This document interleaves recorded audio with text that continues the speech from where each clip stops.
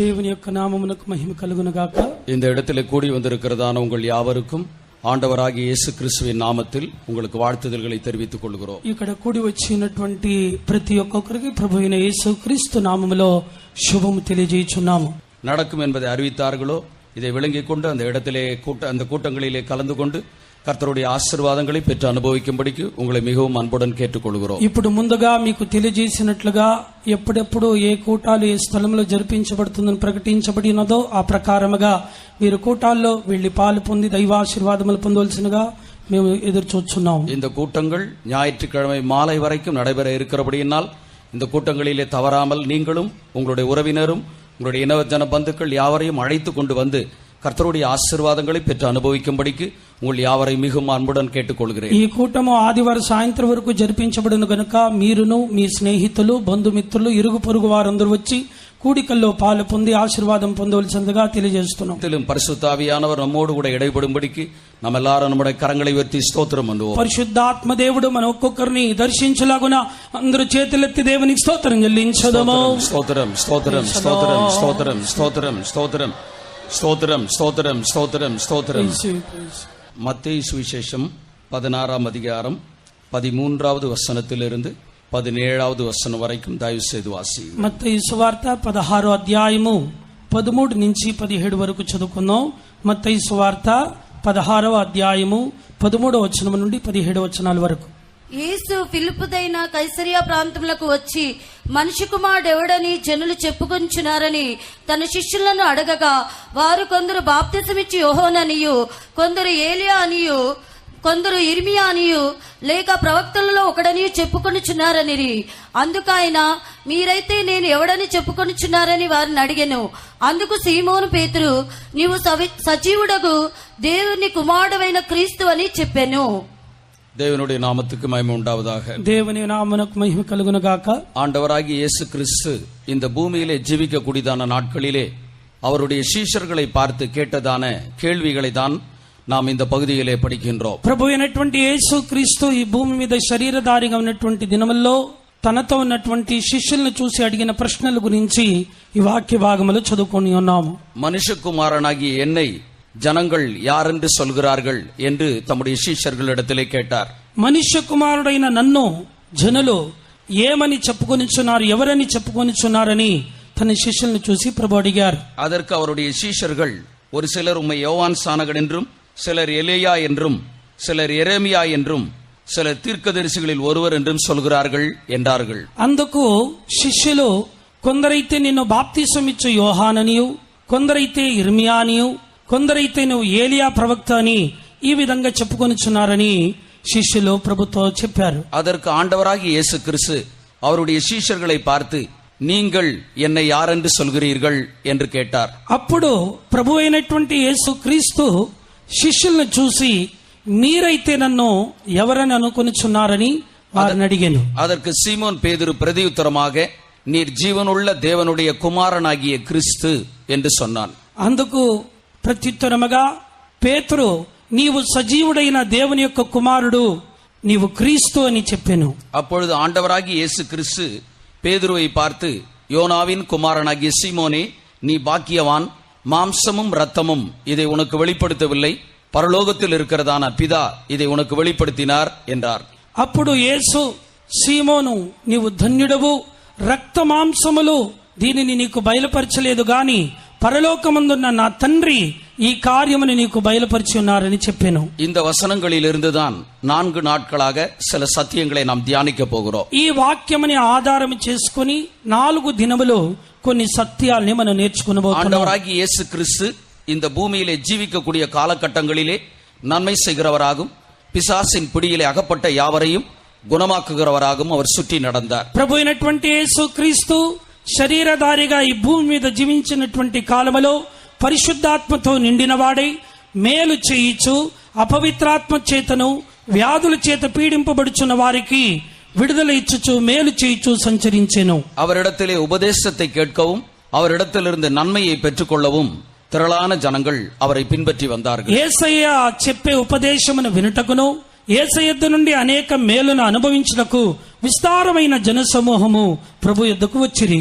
ஆண்டவராகி இயேசு கிறிஸ்துவோடு கூட சேர்ந்து ஊழியம் செய்யும்படிக்கு இயேசு 12 சீஷர்களை தெரிந்து கொண்டார். ప్రభు తనతో పాటు ఉండి సేవ చేయు నిమిత్తము 12 శిష్యుల్ని కూడా ఏర్పరచుకుని ఉన్నారు. அவர்களோடு கூட மாத்திரமல்லாது வேறு 70 சீஷரையும் இயேசு கிறிஸ்து தெரிந்து கொண்டார். ఆ 12 మాత్రమే కాకుండా వేరే ఇంకా 70 మంది శిష్యులను కూడా ప్రభు ఎన్నుకొని ఉన్నారు. தான் எந்தெந்த கிராமங்களுக்கு போய் ஊழியம் செய்ய வேண்டும் என்று விரும்பினாரோ அந்த கிராமங்களுக்கு முன்பாக சீஷர்களை 2 பேராக அனுப்பினதாக வேதம் சொல்கின்றது. యేసయ్య అయితే ఏ ఊర్లో ఏ ప్రాంతంలో వెళ్లి సేవ చేయాలనుకున్నారో ఆ ప్రాంతాలకు ముందుగా 2 శిష్యుల్ని సేవ చేయ నిమిత్తము పంపి ఉన్నారు. இவர்கள் மாத்திரமல்லாது ஆண்டவராகிய இயேசு கிறிஸ்துவோடு கூட சேர்ந்து ஊழியம் செய்யும்படிக்கு சிலர் மனப்பூர்வமாக முன்வந்தார்கள். ఇంత మాత్రమే కాదు, ప్రభు అయిన యేసు క్రీస్తుతో చేరి సేవ చేయ నిమిత్తము మనపూర్వకముగా అనేకులు వచ్చి ఉన్నారు. ஆண்டவராகிய இயேசு கிறிஸ்துவோ அதை ஏற்றுக்கொள்ளவில்லை.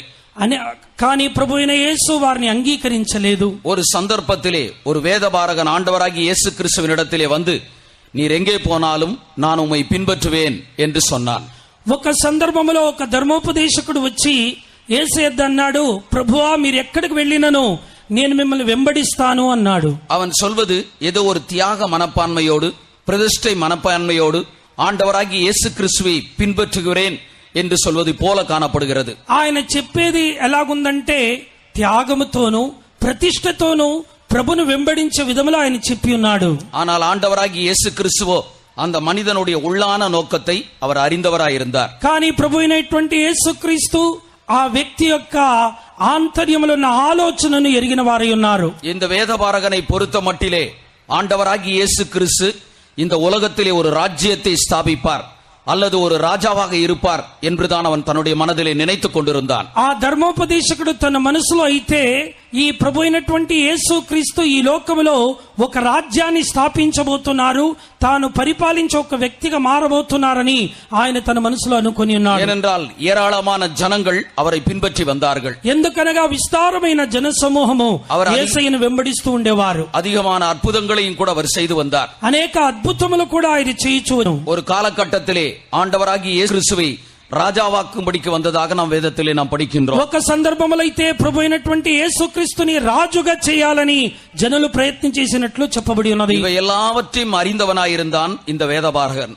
ఇవన్నిటిని ఎరిగినటువంటి ఒక వ్యక్తిగా ఉండెను ఆ ధర్మోపదేశకుడు. ஆகவே ஆண்டவராகிய இயேசு கிறிஸ்துவை நாம் பின்பற்றி வருவோமானால் ఇలాగైతే ఈ పరిస్థితిలో నేను ప్రభు అయిన యేసుక్రీస్తుని వెంబడించినట్లయితే இந்த உலகத்திலே ஒரு ராஜ்யத்தை ஸ்தாபிப்பார். ఈ లోకములో ఆయన ఒక రాజ్యాన్ని స్థాపిస్తారు. அப்பொழுது நமக்கு ஒரு மேன்மையான பதவியை பெற்றுக் கொள்ளலாம் என்று நினைத்துதான் நான் உம்மை பின்பற்றி வருவேன் என்று சொன்னான். అప్పుడు మనం ఒక ఉన్నతమైనటువంటి పదవిని పొందవచ్చని ఆ ఉద్దేశంతోనే ఆయన నిన్ను వెంబడిస్తానని యేసయ్యతో చెప్పాడు. அவனிடத்திலே ஆண்டவராகிய இயேசு கிறிஸ்து விதமாக சொன்னார். అప్పుడు ప్రభు ఆయనతో ఈ విధంగా చెప్పారు, நரிகளுக்கு குழிகளும் ஆகாயத்து பறவைகளுக்கு கூடுகளும் உண்டு, మనుషకుమారునికో తలైసాకి இடமில்லை என்று சொன்னார். నక్కలకు బురియలున్నాయి, ఆకాశ పక్షులకు గూడులున్నాయి, మనుష్య కుమారునికి తలవాల్చుటకైనను స్థలము లేదని ఆయనతో చెప్పాను. அதாவது இந்த பூமியிலே எனக்கு ஒரு பதவியும் இல்லை, ஒன்றும் இல்லை என்பதை ஆண்டவர் தெரியப்படுத்தினார். ప్రభు అంటున్నారు, నాకు ఈ లోకములో ఏ పదవి లేదు,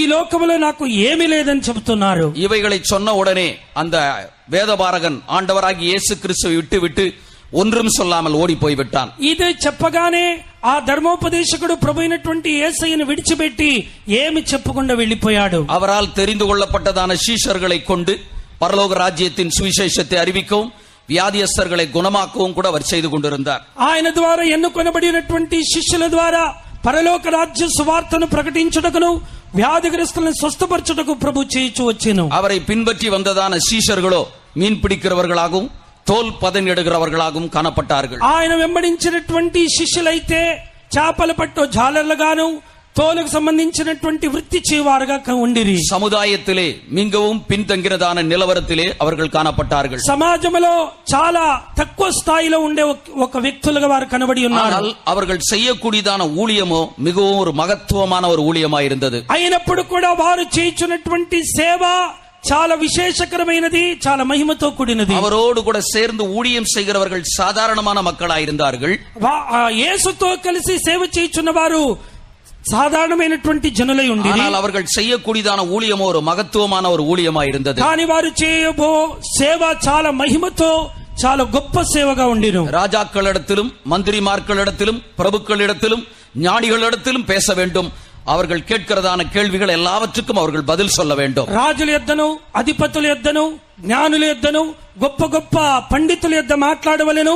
వారు అడిగే ప్రతి ప్రశ్నలకు వీరు జవాబివ్వాలి. சரியான ஒரு படிப்பறிவில்லாத இவர்களை கொண்டு ராஜாக்களின் மத்தியிலே, ஞானிகளின் மத்தியிலே, பிரபுக்களின் மத்தியிலே ஊழியம் செய்வது ஒரு கடினமான ஒரு காரியங்கள் தான். సరి అయినటువంటి విద్యాభ్యాసమే లేనటువంటి ఈ శిష్యుల ద్వారా రాజుల మధ్యలో, అధిపతుల మధ్యలో, గొప్ప గొప్ప జ్ఞానుల మధ్యలో సేవ చేయటం చాలా కఠినమైన ఒక విషయమే. நல்ல அறிவு படைத்தவர்களை ஆண்டவராகிய இயேசு கிறிஸ்து தம்மோடு கூட சேர்ந்து ஊழியம் செய்யும்படிக்கு அவர் தெரிந்து கொண்டிருக்கலாம். మంచి చదువుకున్నటువంటి వ్యక్తుల్ని ప్రభు అయినటువంటి యేసుక్రీస్తు తనతో సేవ చేయటానికి ఏర్పరచుకుని ఉండవచ్చును. இஸ்ரவேலிலே போதகனாய் இருந்ததான நிக்கதேமோவை தெரிந்தெடுத்திருக்கலாம். ఇశ్రాయేలీయులకు బోధకుడైనటువంటి నికోదేముని ఎన్నుకొని ఉండవచ్చును. கற்பனைகளிலே பிரதானமான கற்பனை எது என்று கேட்டதான வேதபாரகனை தெரிந்தெடுத்திருக்கலாம். ఆజ్ఞలో ప్రధానమైనటువంటి ఆజ్ఞ ఏది అని అడిగినటువంటి ధర్మోపదేశకుణ్ణి ఎన్నుకొని ఉండవచ్చును. நித்திய ஜீவனை சுதந்தரித்துக் கொள்ளும்படிக்கு நான் என்ன செய்ய வேண்டும் என்று கேட்டதான ஐஸ்வர்யமான வாலிபனை தெரிந்தெடுத்திருக்கலாம். నిత్య జీవాన్ని నేను పొందుకోవటానికి ఏం చేయాలని అడిగినటువంటి యవనస్తుడైన ధనవంతుణ్ణి ప్రభు ఎన్నుకొని ఉండవచ్చును. ஜெப ஆலய தலைவனாகிய யவீருவை தெரிந்தெடுத்திருக்கலாம்.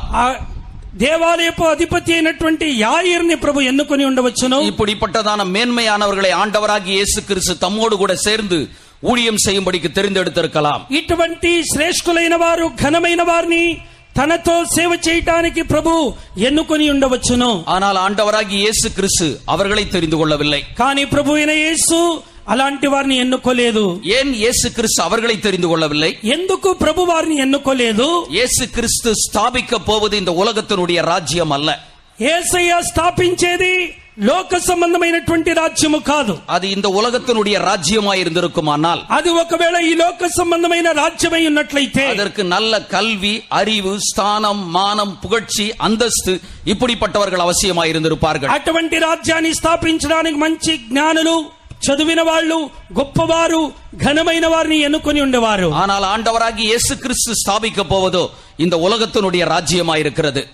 కానీ ప్రభు అయినటువంటి ஆவிக்குரிய ஒரு ராஜ்யமாய் இருக்கிறது. ప్రభు అయినటువంటి యేసుక్రీస్తు ఈ భూమి మీద స్థాపించబో రాజ్యము ఆత్మీయ రాజ్యమై ఉండెను. இது ஒரு ஆவிக்குரிய ராஜ்யமாய் இருக்கிறபடியினால் இப்படிப்பட்டதான தகுதிகள் அவர்களுக்கு அவசியமாய் இருக்கவில்லை.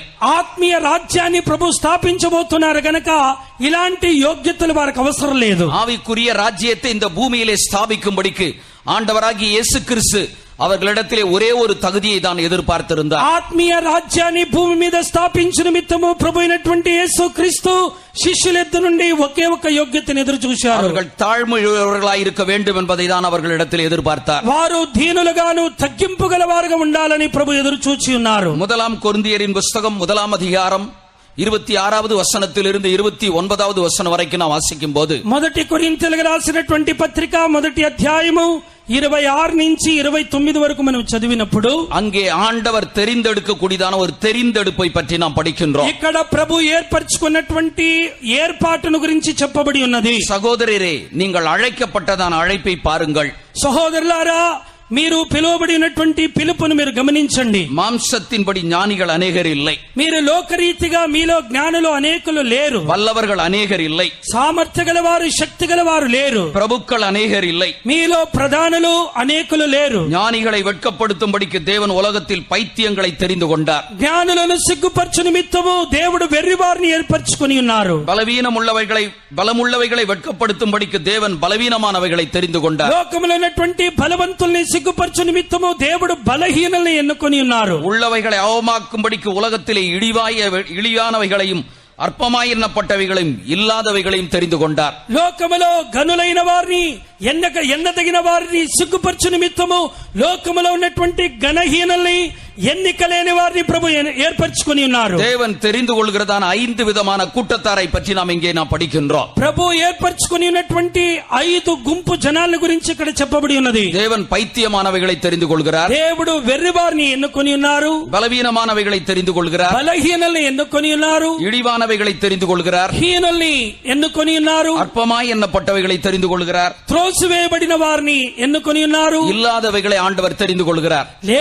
ఏమి లేని వారిని ప్రభు ఏర్పరచుకొని ఉన్నారు. தேவன் ஏன் இப்படிப்பட்டவர்களை தெரிந்து கொள்கின்றார்? ప్రభు ఎందుకు ఇలాంటి వారిని ఎన్నుకొని ఉన్నారు? வேதம் சொல்கிறது, மாம்சமான ஒருவனும் அவருக்கு முன்பாக மேன்மை பாராட்டாதிருக்கும்படிக்கு அப்படி செய்தார் என்று நாம் படிக்கின்றோம். దేవుని వాక్యములో చెప్పబడి ఉన్నది, ఏ శరీరియో దేవుని ఎదుట అతిశయించుకుంటున్నట్లు దేవుడు ఈ విధముగా ఎన్నుకొని ఉన్నారని చెప్పబడి ఉన్నది. ஆண்டவராகிய இயேசு கிறிஸ்து தன்னோடு கூட சேர்ந்து ஊழியம் செய்யும்படிக்கு வேறு எந்த ஒரு தகுதியும் அவர்களிடத்தில் எதிர்பார்க்கவில்லை. ప్రభు అయినటువంటి యేసు క్రీస్తు తనతో ఉండి సేవ చేయ వారి యొద్ద నుండి వేరే ఏ విధమైనటువంటి యోగ్యతను ఎదురు చూడలేదు. அவர்கள் தாழ்மையுடையவர்களாய் இருந்தால் போதும் என்பதுதான் அவர்களுக்குள்ளே காணப்பட்டதான ஒரு தகுதியாய் காணப்பட்டது. వారిలో తగ్గింపుగాను దీనులుగాను ఉంటే చాలు, అదే వారిలో కనబడవలసినటువంటి యోగ్యత.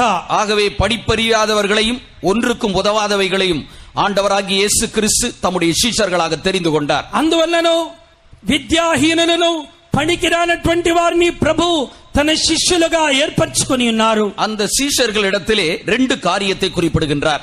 ఆ యొక్క శిష్యుల యొద్ద ప్రభు 2 ప్రాముఖ్యమైన కార్యములను సెలవిచ్చుచున్నారు. 1, என் பின்னே வாருங்கள். 1, నన్ను వెంబడించండి. 2, என்னிடத்தில் கற்றுக்கொள்ளுங்கள். 2వదిగా నా యొద్ద మీరు నేర్చుకొనుడి. என்னிடத்தில் கற்றுக்கொண்டதான ஒரு காரியத்தை நீங்கள் அப்படியே செய்ய வேண்டும் என்பதுதான் அவருடைய வார்த்தையா இருந்தது. శిష్యుల యొద్ద ప్రభు చెప్పిన మాట ఏమంటే, నా యొద్ద మీరు నేర్చుకున్న కార్యమును మీరు అలాగే చేయాలి అనేదే ప్రభు వారితో చెప్పిన మాట. அவரை பின்பற்றி வந்ததான சீஷர்கள் அவர் என்ன சொன்னாரோ அந்த காரியத்தை அப்படியே அவர்கள் செய்து வந்தார்கள். ఆయన వెంబడించినటువంటి శిష్యులు ఆయన ఏమి చెప్పెనో వారు అదే విధముగా చేసిరి. ஒரு சந்தர்ப்பத்திலே ஆண்டவராகிய இயேசு கிறிஸ்து அவர்களை பார்த்து கேட்டதான கேள்வியை தான் நாம் ஏற்கனவே வாசிக்க கேட்டோம். ఒక సందర్భములో ప్రభు అయినటువంటి యేసు తన శిష్యులను చూసి అడిగిన ప్రశ్న భాగమే మనము దీనికి ముందు చదువుకొని ఉన్నాము. இந்த వచనத்திலே நாம் 3 காரியத்தை நாம் படிக்கின்றோம். ఈ వాక్యములో మనము ప్రాముఖ్యంగా 3 కార్యాలని చదువుతున్నాము.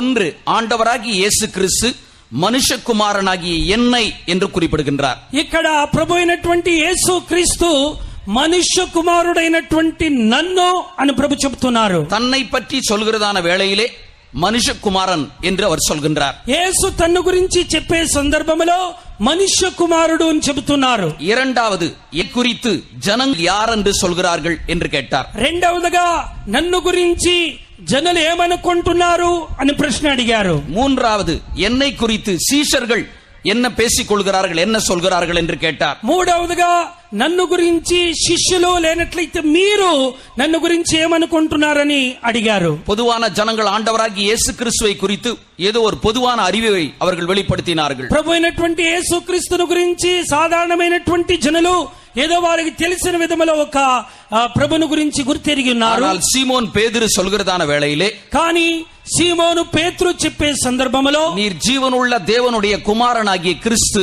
என்று சொல்லி அவன் குறிப்பிடுகின்றார். నీవు సజీవుడగు దేవుని కుమారుడైనటువంటి క్రీస్తు అని పేతురు చెప్తున్నాడు. அருமையானவர்களை, இன்றைக்கும் கூட ஆண்டவராகிய இயேசு கிறிஸ்துவை குறித்து மக்கள் மத்தியிலே ஒரு பொதுவான அபிப்பிராயங்கள் காணப்படுகின்றது. ప్రియమైనటువంటి దేవుని బిడ్డలారా, ఈ దినాల్లో కూడా సమాజంలో జనుల మధ్యలో ప్రభు అయినటువంటి యేసు క్రీస్తును గురించి పలు అభిప్రాయాలు ఉన్నాయి. அதாவது உலகத்திலே தோன்றியதான மகாத்மாக்களிலே ஆண்டவராகிய இயேசு கிறிஸ்துவும் ஒருவர் என்கிறதான சிந்தையுடையவர்களாய் இருக்கிறார்கள். లోకములో పుట్టినటువంటి అనేక మంది మహాత్మల్లో ఒకరు యేసు క్రీస్తు అనేటువంటి అభిప్రాయం కలిగి ఉన్నారు. ஆகவே ஆண்டவராகிய இயேசு கிறிஸ்துவை புத்தர், இயேசு, காந்தி இவர்களோடு கூட தான் ஒப்பிட்டு பேசுகிறார்கள். ప్రభు అయినటువంటి యేసు క్రీస్తుని బుద్ధుడు, గాంధీజీ ఇలాంటి వారితో పోల్చి కూడా చెబుతున్నారు. இன்னொரு கூட்டத்தார் ஆண்டவராகிய இயேசு கிறிஸ்துவை நபிகள், அதாவது அவரை தீர்க்கதரிசிகள் என்று சொல்கிறார்கள். ఇంకొక గుంపు జనులైతే ప్రభు అయినటువంటి యేసు క్రీస్తు నబి లేనట్లయితే ప్రవక్తలు తో కలిసి పోల్చి చెబుతున్నారు. ஒரு கூட்டத்தார் ஆண்டவராகிய இயேசு கிறிஸ்துவை வெளிநாட்டு தெய்வம் என்று சொல்லிக் கொள்கின்றார்கள். ఇంకొక గుంపు జనులైతే ప్రభు అయినటువంటి యేసు క్రీస్తు విదేశం నుండి వచ్చిన దేవుడని చెబుతున్నారు. ஆனால் இந்த வாசிக்க கேட்டதான இந்த வேத பகுதியிலே இயேசு கிறிஸ்துவை பற்றி என்ன படிக்கின்றோம்? ఇక్కడ చదువుకున్నటువంటి పరిశుద్ధ లేఖన భాగములో నుండి యేసు ప్రభుని గురించి ఏమని చదువుకుని ఉన్నాము? இயேசு கிறிஸ்து சொல்கிறார் மனுஷகுமாரனாகிய என்னை என்று அவர் குறிப்பிடுகின்றார். ఇక్కడ యేసయ్య అంటున్నారు మనుష్య కుమారుడైన నన్ను అని తన్ను గురించి చెబుతున్నారు. தன்னை பற்றி சொல்கிறதான நேரத்திலே மனுஷகுமாரன் என்று குறிப்பிடுகின்றார். తన్ను గురించి చెప్పే సమయంలో మనుష్య కుమారుడు అని ప్రభు చెప్తున్నారు. மனுஷகுமாரன் என்கிறதான வார்த்தையினுடைய பொருள் தான் என்ன? మనుష్య కుమారుడు అనే ఆ మాట యొక్క అర్థం ఏంటి? தேவன் மனிதனாக அவதரித்து இந்த பூமிக்கு வந்ததை தான் மனுஷகுமாரன் என்று வேதம் சொல்கின்றது. దేవుడు మానవుడిగా ఈ భూమి మీద అవతారం ఎత్తి భూమి మీదకి వచ్చిన కార్యాన్ని మనుష్య కుమారుడు అని చెప్పబడినట్లు బైబిల్లో చెప్పబడి ఉన్నది. అరుమయానవర్గలే அவர் பரலோகத்திலே பிதாவோடு கூட தேவனோடு கூட இருந்தவர். ప్రియమైనటువంటి వారలారా, పరలోకములో ఉన్నటువంటి తండ్రి యొద్ద ఆయన ఉండే ఒక వ్యక్తి. மனிதனை மீட்டெடுக்கும்படிக்கு மனித அவதாரம் எடுத்து இந்த பூமிக்கு அவர் வந்தார். మనుషుల్ని విమోచించు నిమిత్తము మానవ అవతారం ఎత్తి ఆయన మన మధ్యలోనికి వచ్చెను. நாம் பிலிப்பியரின் புஸ்தகம் 1ஆம் அதிகாரம் 6வது 7வது வசனத்தை வாசிக்கிற வேளையிலே ఫిలిప్పీయులకు రాసిన పత్రిక 1వ అధ్యాయము 6-7 వచనాల్లో మనం அவர் చదివేటప్పుడు தேவனுடைய ரூபமாய் இருந்தும் ఆయన దేవుని యొక్క తత్వమూర్తి అయి ఉండెను. அவர் தேவனுக்கு சமமாய் இருப்பதை கொள்ளையாடின பொருளாக எண்ணாமல் ఆయన దేవునితో ఉన్న సరిసమానమైనటువంటి ఆ యొక్క స్థానముని విడిచిపెట్టని భాగ్యమని ఎంచక தம்மை தாமே வெறுமையாக்கி அடிமையின் ரூபம் எடுத்து மனுஷ சாயலானார். తన్ను తాను రిక్తునిగా చేసుకొని మనుష్య రూపమును ధరించుకొని దాసుని రూపముగా వచ్చి ఉన్నారు. அவர் மனுஷ ரூபமாய் காணப்பட்டு சிலுவையும் மரண பரியந்தம் தன்னை கீழ்ப்படிந்தவராக்கினார் என்று நாம் படிக்கிறோம். ఆయన ఆకారమందు మనుష్య రూపములో వచ్చి సిలువ మరణము పొందినంతగా విధేయతను చూపిన వాడై తన్ను తాను తగ్గించుకుని చదువుతున్నాం. ஆண்டவராகி இயேசு கிறிஸ்து தேவனுடைய ரூபமாய் இருந்தார். ప్రభు అయినటువంటి యేసు క్రీస్తు దేవుని యొక్క తత్వమూర్తి అయి ఉన్నారు. அவர் தேவனுக்கு சமமானவராய் இருந்தார். ఆయన దేవునితో సమానమైనటువంటి వ్యక్తి.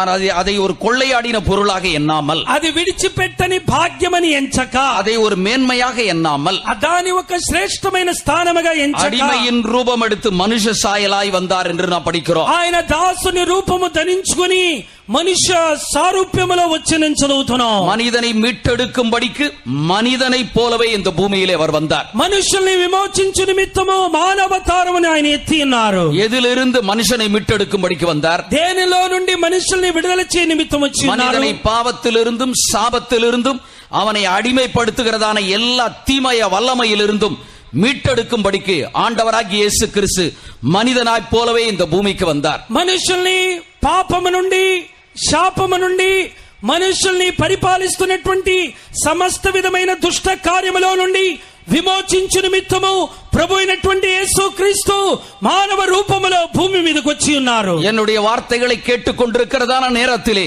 உங்களுடைய மனதிலே பலவிதமான எண்ணங்கள் ஏற்படலாம். నా యొక్క వాక్కు మాటలు వినొచ్చున్నప్పుడే మీ యొక్క మనసులో పలు ఆలోచనలు రావచ్చును. ஏன் ஆண்டவராகிய இயேசு கிறிஸ்து மனித அவதாரம் எடுத்து இந்த பூமிக்கு வர வேண்டும்? ఎందుకు ప్రభు అయినటువంటి యేసు క్రీస్తు ఈ భూమి మీద మనుషుని యొక్క అవతారం ఎత్తి వచ్చారు? மனிதனை மீட்டெடுக்கும்படிக்கு அவர் தேவனாகவே பரலோகத்திலிருந்து இறங்கி வந்திருக்கலாம். మనుషుల్ని విమోచించు నిమిత్తము పరలోకము నుండి దేవుడుగానే దిగి వచ్చి ఉండవచ్చును కదా. அவர் தேவனாகவே இந்த பூமிக்கு வந்திருப்பாரானால் மனிதனை மீட்டெடுப்பது கொஞ்சம் லகுவாய் இருந்திருக்குமே என்று நினைக்கலாம்.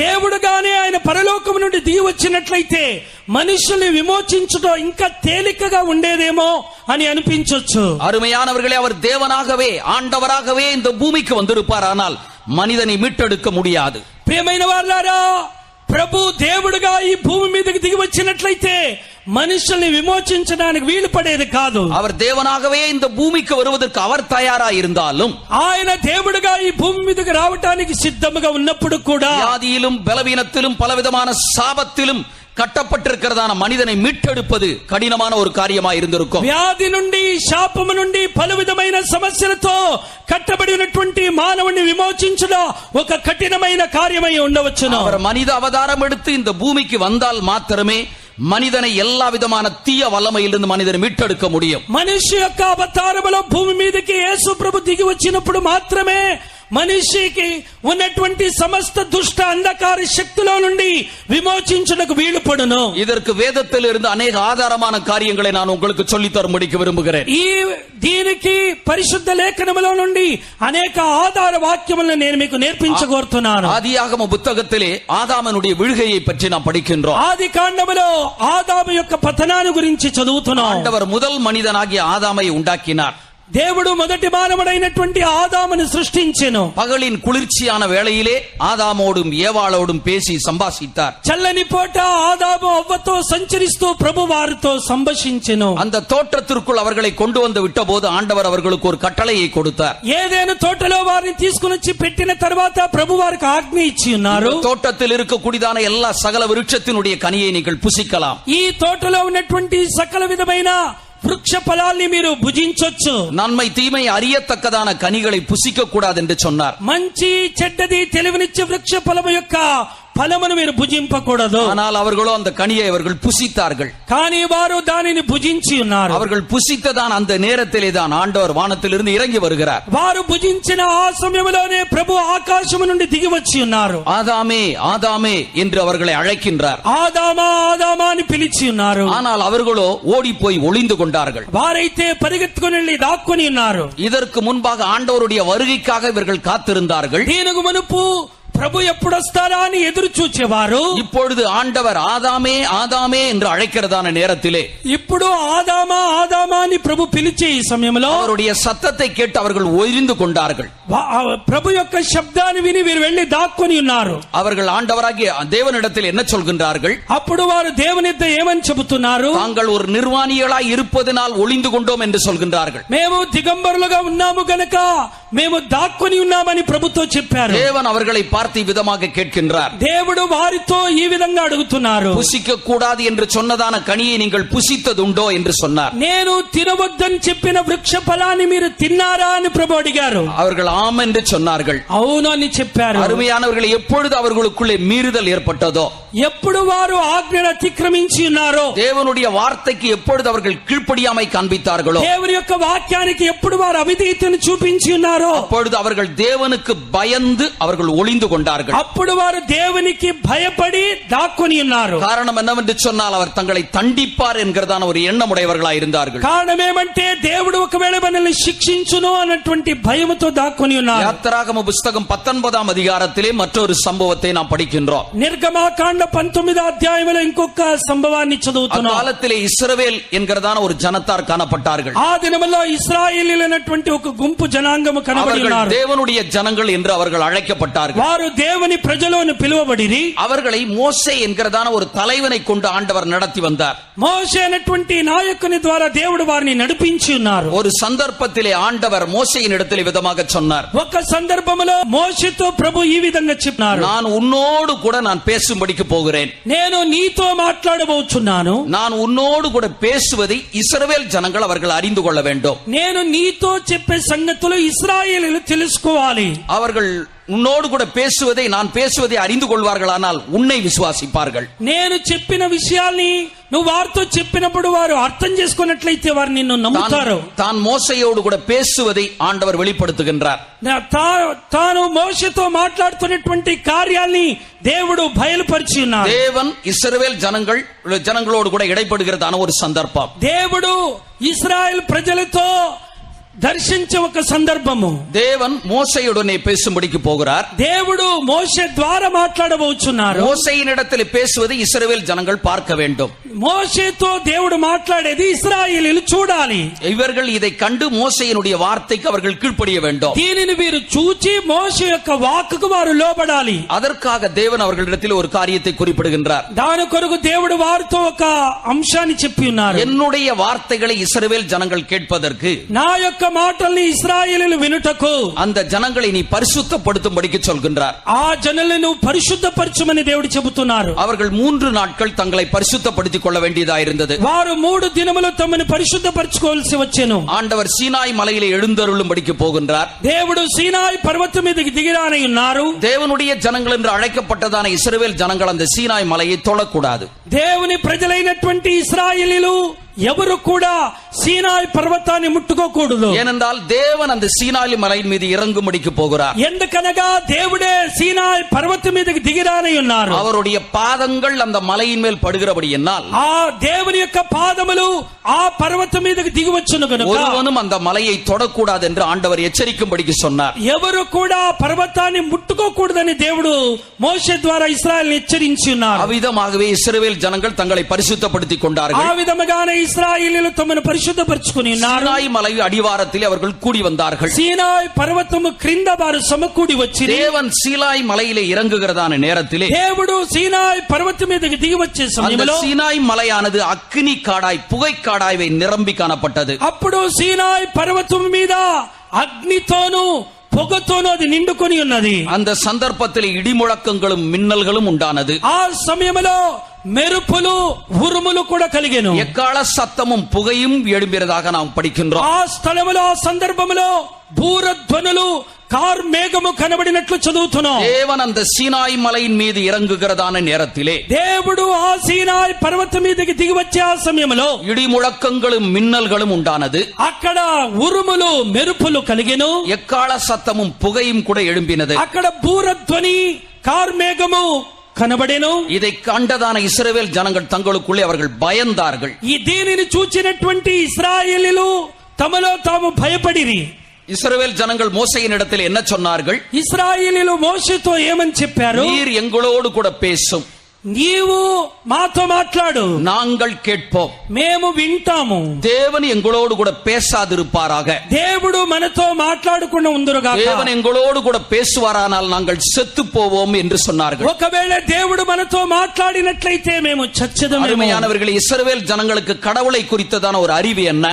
ప్రియమైనటువంటి వారలారా, ఇశ్రాయేలీయులకి దేవునిని గురించినటువంటి ఒక గ్రహింపు அவர் எங்களோடு கூட பேசுவாரானால் நாங்கள் செத்து போவோம் என்பதுதான். దేవుడు స్వయంగా మనతో మాట్లాడినట్లయితే ఒకవేళ మేము మరణించదమేమో అనుకుంటున్నారు. அவர் தேவனாக இந்த பூமிக்கு வருவாரானால், ఆయన దేవుడిగా ఈ భూమి మీదకి వచ్చినట్లయితే மனிதன் அவரை கண்டு ஓடி போய் விடுவான். మనుష్యుడు అయితే దేవుణ్ణి చూసి పారిపోవును. ஏனென்றால் தேவனை குறித்ததான ஒரு மரண பயம் தான் மனிதனுக்குள்ளே காணப்பட்டது. దేవునిని గురించి ఒక మరణ భయము మనిషిలో కనబడి ఉన్నది. ஆகவே பாவத்திலும் சாபத்திலும் விழுந்து கிடக்கிற மனிதனை எப்படி தூக்கி எடுப்பது? అందువల్ల పాపము వలన శాపముతో పడి ఉన్నటువంటి మానవుణ్ణి ఏ విధంగా లేవనెత్తటం? அவனை தூக்கி எடுக்க வேண்டுமானால் அவர் மனித அவதாரம் எடுத்து இந்த பூமிக்கு வர வேண்டியதா இருக்கிறது. ఆయనని లేవనెత్తు నిమిత్తము ప్రభు మానవ అవతారం ఎత్తి భూమి మీదకి రావాల్సి వచ్చెను. அவர் மனிதனாக இந்த பூமிக்கு வருவாரானால் மனிதன் அவரை கண்டு விலகி போய் விட மாட்டார். ఆయన మానవుని రూపములో వచ్చినట్లయితే మనుష్యుడు ప్రభుని చూసి పారిపోడు. காரணம், மனிதனும் தேவனும் ஒன்று போலதான் காணப்பட்டார்கள். ఎందుకనగా దేవుడు మానవుడు ఒకే విధములో కనబడి ఉన్నారు. ஆகவேதான் ஆண்டவராகிய இயேசு கிறிஸ்து மனித குமாரனாகிய என்னை என்று அவர் குறிப்பிடுகின்றார். అందువల్లనే ఇక్కడ యేసయ్య అంటున్నారు, మనుష్య కుమారుడైన నన్ను అని ప్రభు చెబుతున్నారు. அருமையானவர்களே, ஆண்டவராகிய இயேசு கிறிஸ்து ஏன் மனித அவதாரம் எடுத்து இந்த பூமிக்கு வந்தார்? ప్రియమైన వారలారా, ప్రభు అయినటువంటి యేసు క్రీస్తు ఎందుకు మానవ అవతారం ఎత్తి భూమి మీదకి వచ్చెను? இன்றைய நாளிலும் கூட சில காரியத்தை நான் உங்களுக்கு சொல்லும்படிக்கு விரும்புகின்றேன். ఈ రోజు నేను కొన్ని కార్యములు మీకు చెప్పగోరుతున్నాను. லூக்கா சுவிசேஷம் 19ஆம் அதிகாரம் 10வது வசனத்தை நான் வாசிக்கிற வேளையிலே, లూకా సువార్త 19వ అధ్యాయము 10వ వచనాన్ని మనం చదివేటప్పుడు, இழந்து போனதை தேடவும் ரட்சிக்கவும் ஆண்டவராகிய இயேசு கிறிஸ்து இந்த உலகத்திலே வந்தார். ఈ లోకములో నశించుచున్న దానిని వెతికి రక్షించు నిమిత్తము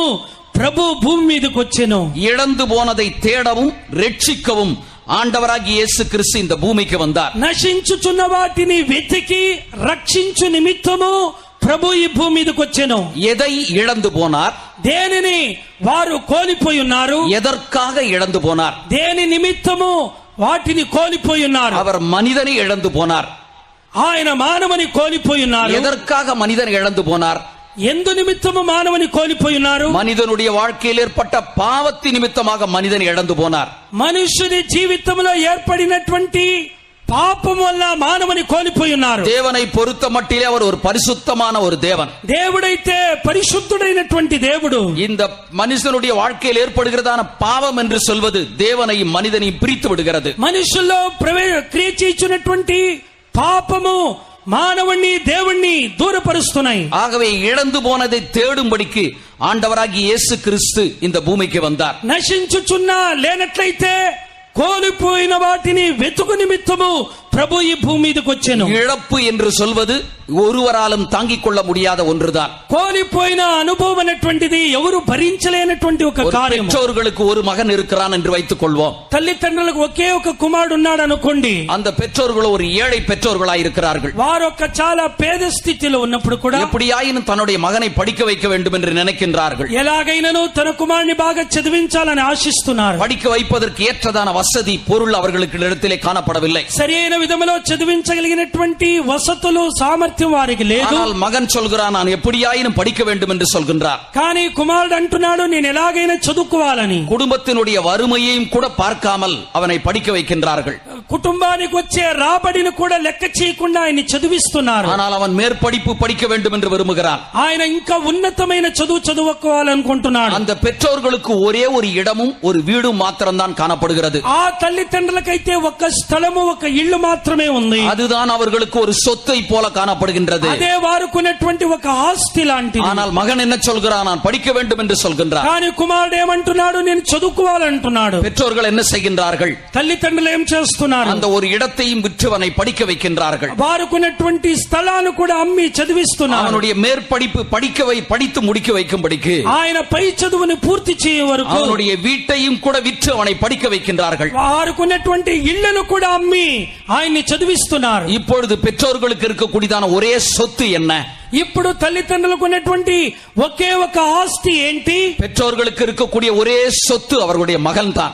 ఇప్పుడు తల్లిదండ్రులకు ఉన్నటువంటి ఒకే ఒక ఆస్తి వారి కుమారుడు. மகனுக்காக வேண்டி எல்லாவற்றையும் இழந்து அவனை ஒரு ஆளாக்கி இருக்கிறார்கள். ఆ కుమారుని నిమిత్తము సమస్తమును కోల్పోయి సమాజంలో ఆయన ఒక వ్యక్తిగా నిలబెట్టి ఉన్నారు. ஆனால் ஒரு நாளிலே அந்த மகன் காணாமல் போய்விட்டான். కానీ ఒక రోజు ఆ కుమారుడు కనబడకుండా పోయాడు. அருமையானவர்களை, காணாமல் போயிருந்திருப்பான். ஆனால் அந்த பெற்றோர்களுடைய மனது எப்படிப்பட்டதா இருந்திருக்கும்? ఆయన కనబడకుండా పోయినట్లయితే తల్లిదండ్రుల యొక్క మనసు ఎలాగుండును? அவர்கள் துடிதுடித்திருப்பார்கள். వారు తమ మనసులో దుఃఖముతో కృంగిపోయి ఉంటారు. மகனுக்காகவே அதிக பிரயாசப்பட்டார்கள். ఆ కుమారుడు కొరకే వారు ప్రయాసపడి அவனுடைய வாழ்க்கை தரத்தை உயர்த்துவதற்காக எல்லா ஆஸ்திகளையும் விட்டு கொடுத்தார்கள். ఆయన్ని జీవితంలో పైకి తెచ్చు నిమిత్తము తమకున్న ఆస్తి అన్నిటిని అమ్మివేసి ఉన్నారు. ஆனால் இன்று அவன் காணாமல் போய்விட்டது நிமித்தமாக வேதனை அனுபவிப்பார்கள். ఈ రోజు ఆయన లేకుండా పోయేతలకి వారు చాలా దుఃఖపడుతున్నారు. தன்னுடைய மகனை இழந்ததான ஒரு பெற்றோர்களுடைய மனது எப்படிப்பட்டதா இருக்குமோ? తమ కుమారుని కోల్పోయినటువంటి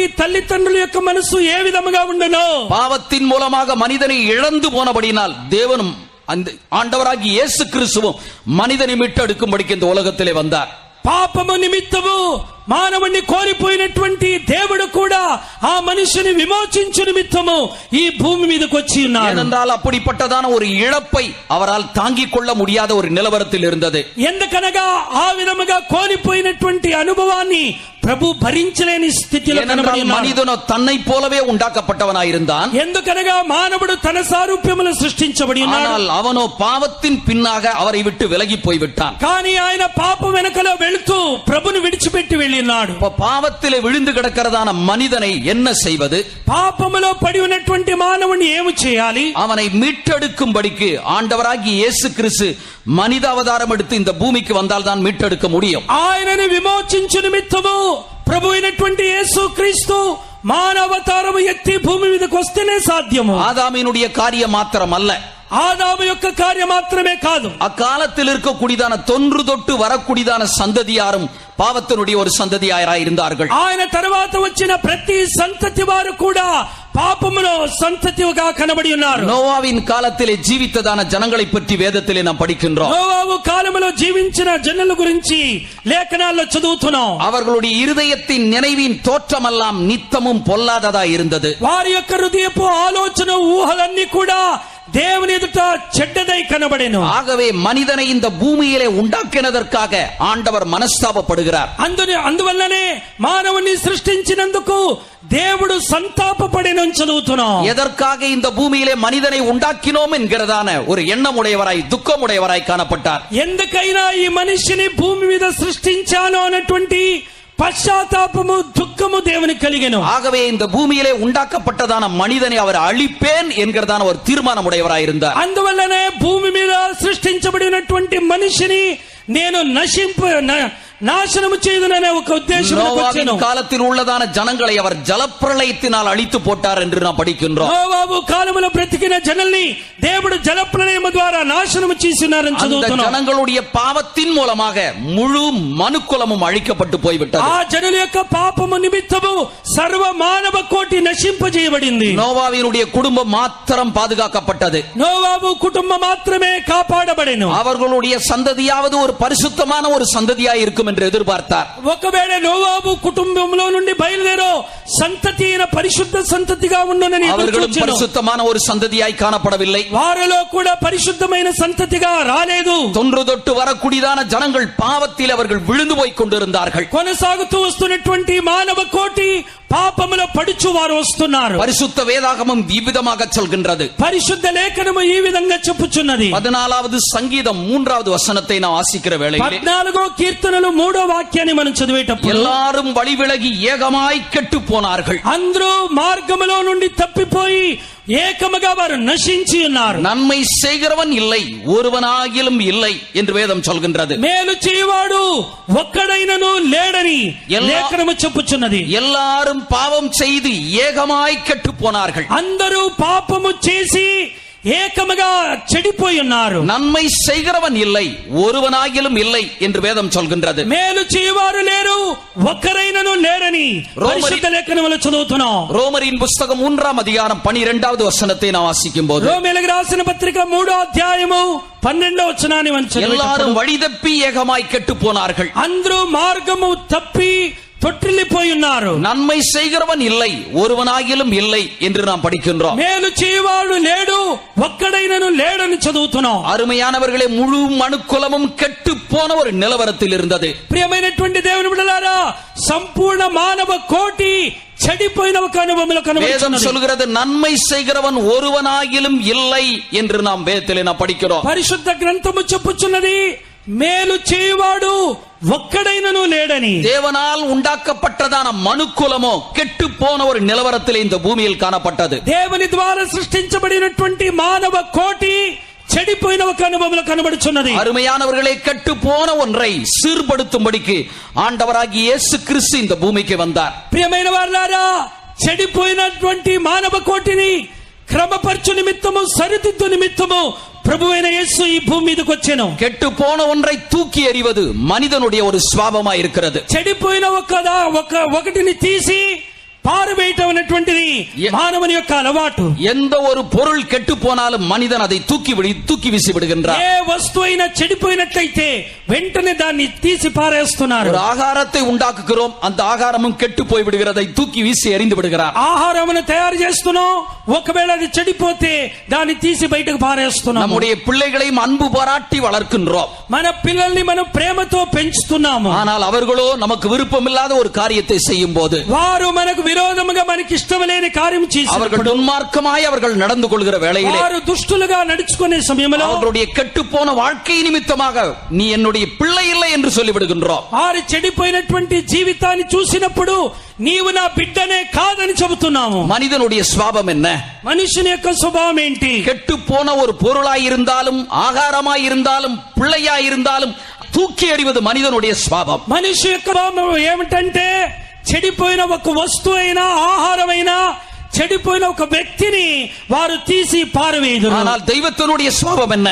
కానీ దేవుని యొక్క స్వభావం ఏంటి? கெட்டு போன ஒன்றை மீண்டும் சீர்படுத்துவதுதான் அது தெய்வத்தினுடைய சுபாவமாய் இருக்கிறது. చెడిపోయిన వాటిని మరలా నవీకరించడం, సరిదిద్దటమే దేవుని యొక్క స్వభావమై ఉన్నది. ஆண்டவராகிய இயேசு கிறிஸ்து எதற்காக இந்த பூமிக்கு வந்தார்? ప్రభు అయినటువంటి యేసుక్రీస్తు ఎందుకొరకు ఈ భూమికి వచ్చెను? கெட்டு போனதை சீர்படுத்தும்படிக்கு ஆண்டவராகிய இயேசு கிறிஸ்து இந்த பூமிக்கு வந்தார். చెడిపోయిన దానిని మరలా సరిదిద్దు నిమిత్తము క్రమపరచు నిమిత్తము ప్రభు ఈ భూమి మీదకి వచ్చెను. என்னுடைய வார்த்தைகளை கேட்டுக்கொண்டிருக்கிறதான அருமையான சகோதரனே சகோதரியே, నా మాటలు వినుచున్నటువంటి సహోదర సహోదరి, உன்னுடைய வாழ்க்கை கெட்டுப்போன ஒரு வாழ்க்கையா இருந்திருக்கலாம். నీ యొక్క జీవితము చెడిపోయిన ఒక జీవితమై ఉండవచ్చును. உன்னுடைய கெட்டுப்போன வாழ்க்கை நிமித்தமாக சமுதாயம் உன்னை தூக்கி எறிந்திருக்கலாம். చెడిపోయిన నీ జీవితాన్ని చూచి సమాజము నిన్ను వెలివేసి ఉండవచ్చును. உன்னோடு கூட பழகுவதே தவறு என்று சொல்லி மற்றவர்கள் ஒதுங்கி இருக்கலாம். నీతో కలిసి ఉండటమే తప్పని నిన్ను అందరూ త్రోసివేసి உன்னோடு ఉండవచ్చును. கூட நான் பழகுவேனானால் என்னையும் தவறாக நினைப்பார்கள் என்று ஒதுங்கி போயிருந்திருக்கலாம். నీతో నేను సహవాసము చేస్తే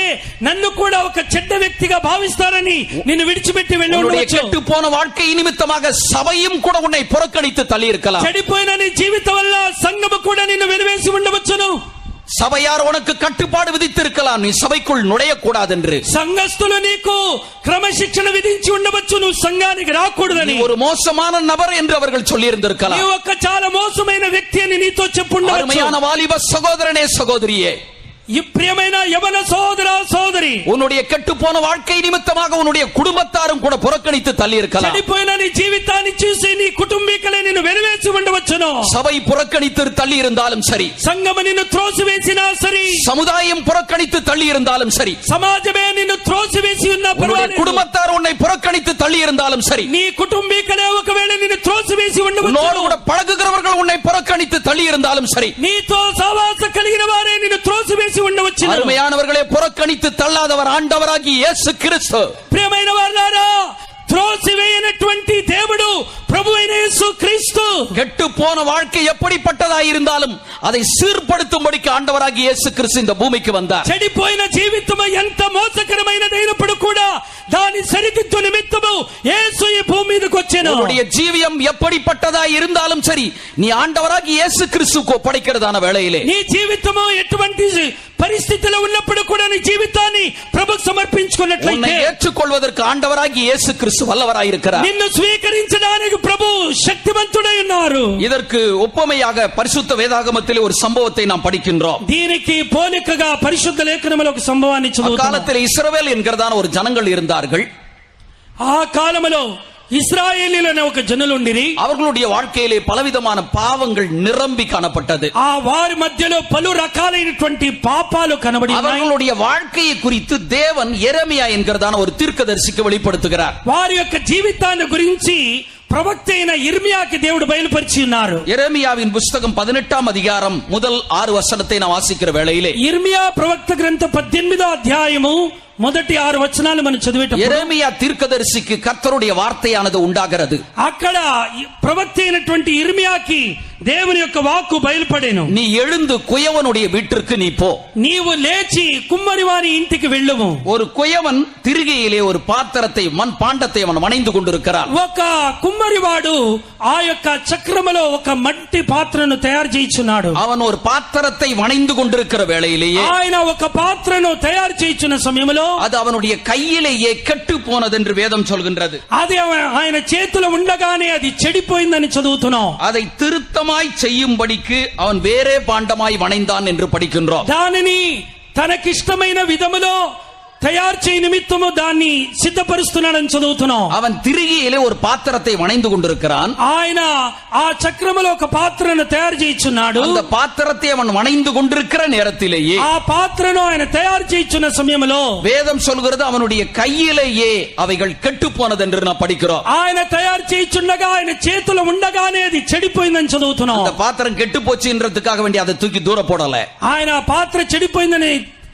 అనుకొని వెంటనే దాన్ని తీసి పారవేయలేదు. அதை வேறே பாண்டமாய் வணைந்தான் என்று நாம் வேதத்திலே படிக்கிறோம். దానిని వేరొక పాత్రగా మరలా రూపుదిద్దెనని చదువుతున్నాము. இந்த காரியத்தை குறித்து ஆண்டவர் எரேமியாவின் இடத்தில் என்ன சொல்கின்றார்? ఈ కార్యమును గురించి ఇర్మియా ప్రవక్తతో ప్రభు ఏమంటున్నారు? இஸ்ரவேல் குடும்பத்தாரே, ఇశ్రాయేల్ కుటుంబీకులారా, இந்த குயவன் செய்தது போல நான் உங்களுக்கு செய்யக்கூடாதோ? కుమ్మరివాడు చేసినట్లు నేను మీ ఎడల చేయకూడదా? இஸ்ரவேல் குடும்பத்தாரே, இந்த குயவன் செய்தது போல நான் உங்களுக்கு செய்யக்கூடாதோ? ఇశ్రాయేలు జనులారా, ఈ కుమ్మరివాడు ఆ మంటి పాత్రకు చేసినట్లు నేను మీ ఎడల చేయకూడదా? குயவன் என்ன செய்தான்? ఆ కుమ్మరివాడు ఏం చేశాడు? அவன் பாத்திரத்தை வணைந்து கொண்டிருந்தான். ఆ పాత్రను సిద్ధపరుస్తున్నాడు. அந்த பாத்திரமோ அது உடைந்து போய்விட்டது. అది ఆ పాత్ర ఆయన చేతిలో ఉండగానే அது పగిలిపోయింది. கெட்டு போனது என்று சொல்லி அதை தூரே போடாமல் అది చెడిపోయింది పగిలిపోయిందని పారివేయక மீண்டும் வேறே பாத்திரமாக பாண்டமாக அவன் வணைந்தான் என்று படிக்கிறோம். మరలా అదే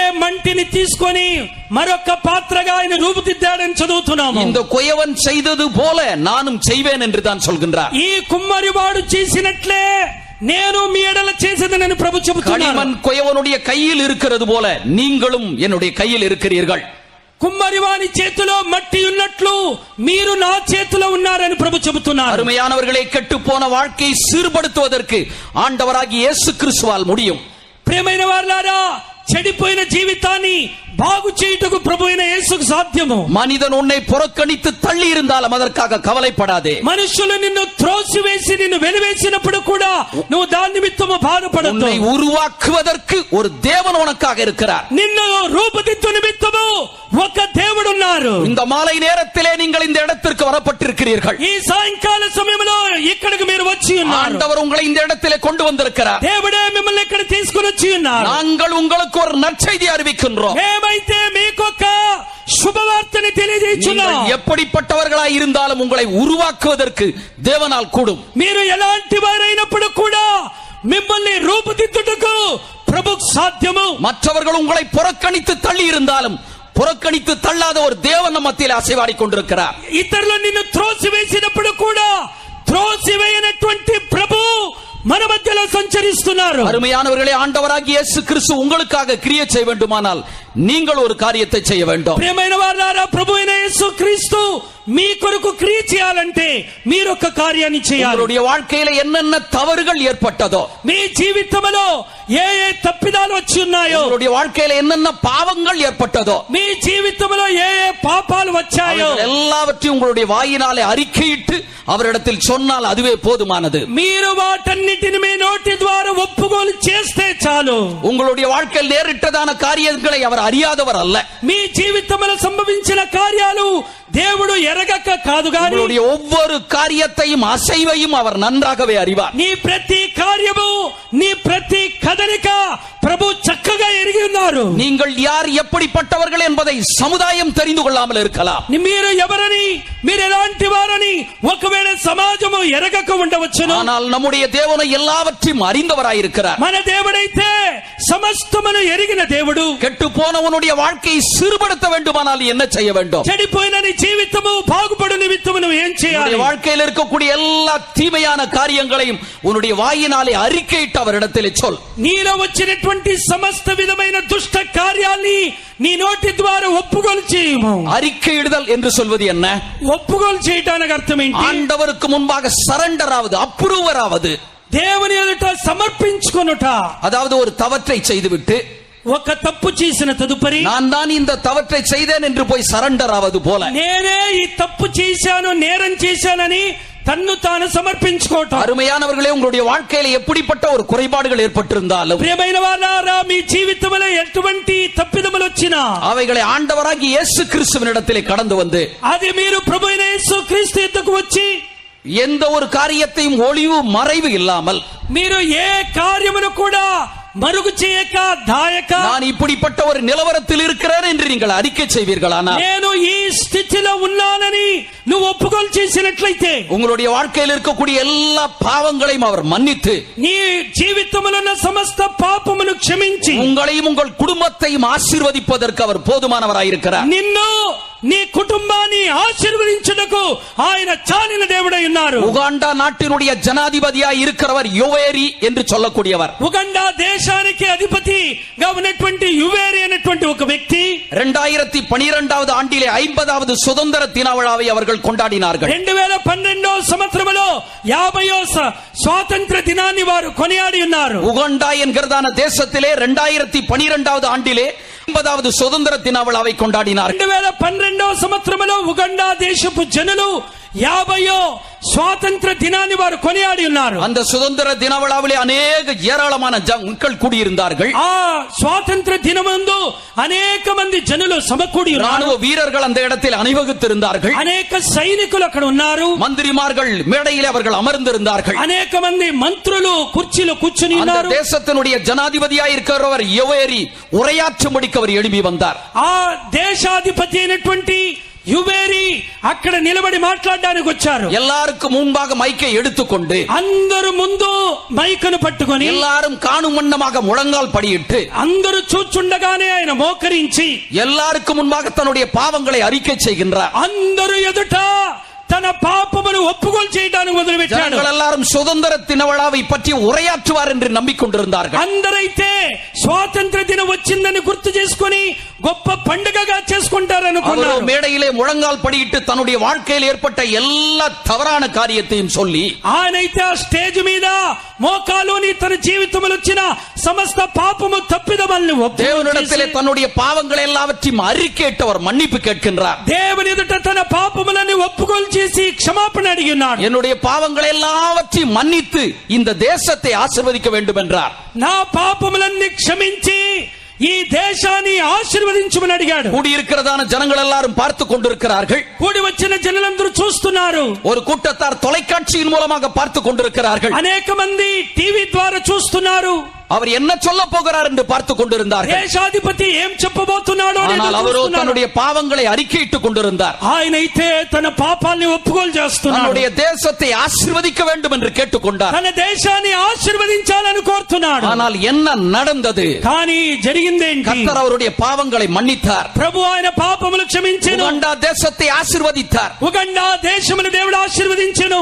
பெட்ரோல் கிணறுகள் எண்ணெய் கிணறுகளை உண்டாக்கும்படிக்கு ஆண்டவர் செய்தார். అక్కడ అనేక పెట్రోల్ బావులు దొరుకునట్లు ప్రభు చేసెను. அந்த உகண்டா தேசம் ஒரு வறட்சியான ஒரு தேசம். ఆ ఉగండా దేశము చాలా క్షామముతో కూడిన దేశం. ஆனால் இவர் தன்னுடைய பாவங்களை அறிக்கையிட்டபடியினால் ఈయన తన పాపములు ఒప్పుకోలు చేయటం వల్ల அருமையானவர்களே அந்த தேசத்தை அவர் ஆசீர்வதித்தார். ప్రియమైన వారలారా దేవుడు ఆ దేశాన్ని ఆశీర్వదించెను. இன்றைக்கு அந்த தேசத்தில் என்ன நடந்து கொண்டிருக்கிறது? ఈ రోజు ఆ దేశంలో ఏం జరుగుతున్నాయి? அமெரிக்காவும் ரஷ்யாவும் கூட்டு சேர்ந்து எண்ணெய் கிணறுகளை தோண்டிக் கொண்டிருக்கிறார்கள். అమెరికా రష్యా దేశములు కూడుకొని ఉగండా దేశ ప్రాంతములో ఆ యొక్క పెట్రోల్ బావుల్ని తవ్వుతున్నారు. அந்த தேசம் ஆசீர்வதிக்கப்பட்ட ஒரு தேசமாயிருக்கிறது. ఆ దేశము ఆశీర్వదింపబడిన ఒక దేశం. அருமையான தேவ ஜனமே, ప్రియమైన దేవుని జనాంగమా, இந்த இடத்துல கூடி வந்திருக்கிறதான தேவ மக்களே, ఇక్కడ కూడి వచ్చిన దేవుని ప్రజలారా, உங்களுடைய குடும்பத்திற்கு ஏதாவது தேவையோ, మీ కుటుంబానికి ఏదైనా అవసరమా, உங்களுடைய குடும்பத்திலே ஆசீர்வாதம் தேவையா இருக்கின்றதோ, మీ కుటుంబానికి ఆశీర్వాదం అవసరమా, நீ இந்த இடத்திலே கடந்து வந்திருக்கிறாய், నీవు ఈ స్థలములో కూడి వచ్చి ఉన్నావు, எந்த இடத்திலே அமர்ந்திருக்கின்றாயோ, నీవు ఏ స్థలములో ఉన్నావో அங்கேயே தானே உன்னுடைய கண்களை மூடிக்கொண்டு, ఆ నీవు ఉన్న కూర్చున్న స్థలములోనే నీవు కళ్ళు మూసుకొని உன்னுடைய வாழ்க்கையில் ஏற்பட்டதான எல்லா குறைபாடுகளை அவரிடத்திலே சொல்லி, నీ జీవితంలో వచ్చిన కొరతలన్నిటిని ఆయన ఎద్ద చెప్పి, என்னுடைய பாவங்கள் எல்லாவற்றையும் மன்னித்து என்னையும் என் குடும்பத்தையும் ஆசீர்வதியும் என்று கேள். ప్రభువా నా పాపములన్నీ క్షమించి నన్ను నా కుటుంబాన్ని ఆశీర్వదించమని అడుగుమా. ஆண்டவர் நிச்சயமாக ஒரு ஆசீர்வாதத்தை தரும்படிக்கு அவர் வல்லவராயிருக்கிறார். ప్రభువు నిన్ను ఆశీర్వదించుటకు ఆయన శక్తిమంతుడై ఉన్నారు. பீகாரிலே அகஸ்டின் ஜெபக்குமார் என்பவர் ஊழியம் செய்து வருகின்றார். బీహార్ అనేటువంటి రాష్ట్రములో అగస్టిన్ జబకుమార్ అనే ఒక వ్యక్తి సేవ చేస్తున్నాడు. அவருடைய குடும்பத்திலே ஒரு வியாதி, ஒரு சாபமானது பின்தொடர்ந்து வந்தது. ఆయన కుటుంబములో ఒక వ్యాధి శాపములాగే ఆ కుటుంబాన్ని వెంటాడుతుంది. குடும்பத்தை சேர்ந்த எல்லாரும் காக்காவலிப்பு நோயினால் பிடிக்கப்பட்டிருந்தார்கள். ఆ కుటుంబంలో ఉన్నటువంటి వారందరూ ఒకే విధమైనటువంటి వ్యాధితో వారు బాధపడుతున్నారు. ஒவ்வொருவரும் ஒருவராய் மாறி மாறி காக்காவலிப்பு நோயினால் கஷ்டப்படுவார்கள். ప్రతి ఒక్కొక్కరు ఆ కుటుంబంలో ఉన్న వారందరూ కూడా మూర్ఛ రోగంతో కష్టపడుతున్నారు. இப்படிப்பட்டதான நேரத்தில் அகஸ்டின் ஜெபக்குமார் ஆண்டவரிடத்தில் ஒரு முறை விதமாக சொன்னார். కుటుంబం అంతా కూడా మూర్ఛ రోగంతో కష్టపడుతున్నటువంటి సమయంలో కుటుంబానికి చెందిన అగస్టిన్ జబకుమార్ ఈ విధంగా చెప్పాడు, ஆண்டவரே, நான் உமக்காக ஊழியம் செய்து வருகின்றேன். ప్రభువా నేను మీ కొరకు సేవ చేస్తున్నాను. நீர் ஜீவனுள்ள தேவன் என்பதை மற்றவர்களுக்கு அறிவித்து வருகின்றேன். నీవు సజీవుడని ఇతరులకు నేను ప్రకటిస్తున్నాను. என்னுடைய குடும்பத்தார் யாவரும் காக்காவலிப்பு நோயினால் கஷ்டப்பட்டு கொண்டிருக்கிறார்கள். నా కుటుంబీకులందరూ మూర్ఛ రోగముతో కష్టపడుతున్నారు.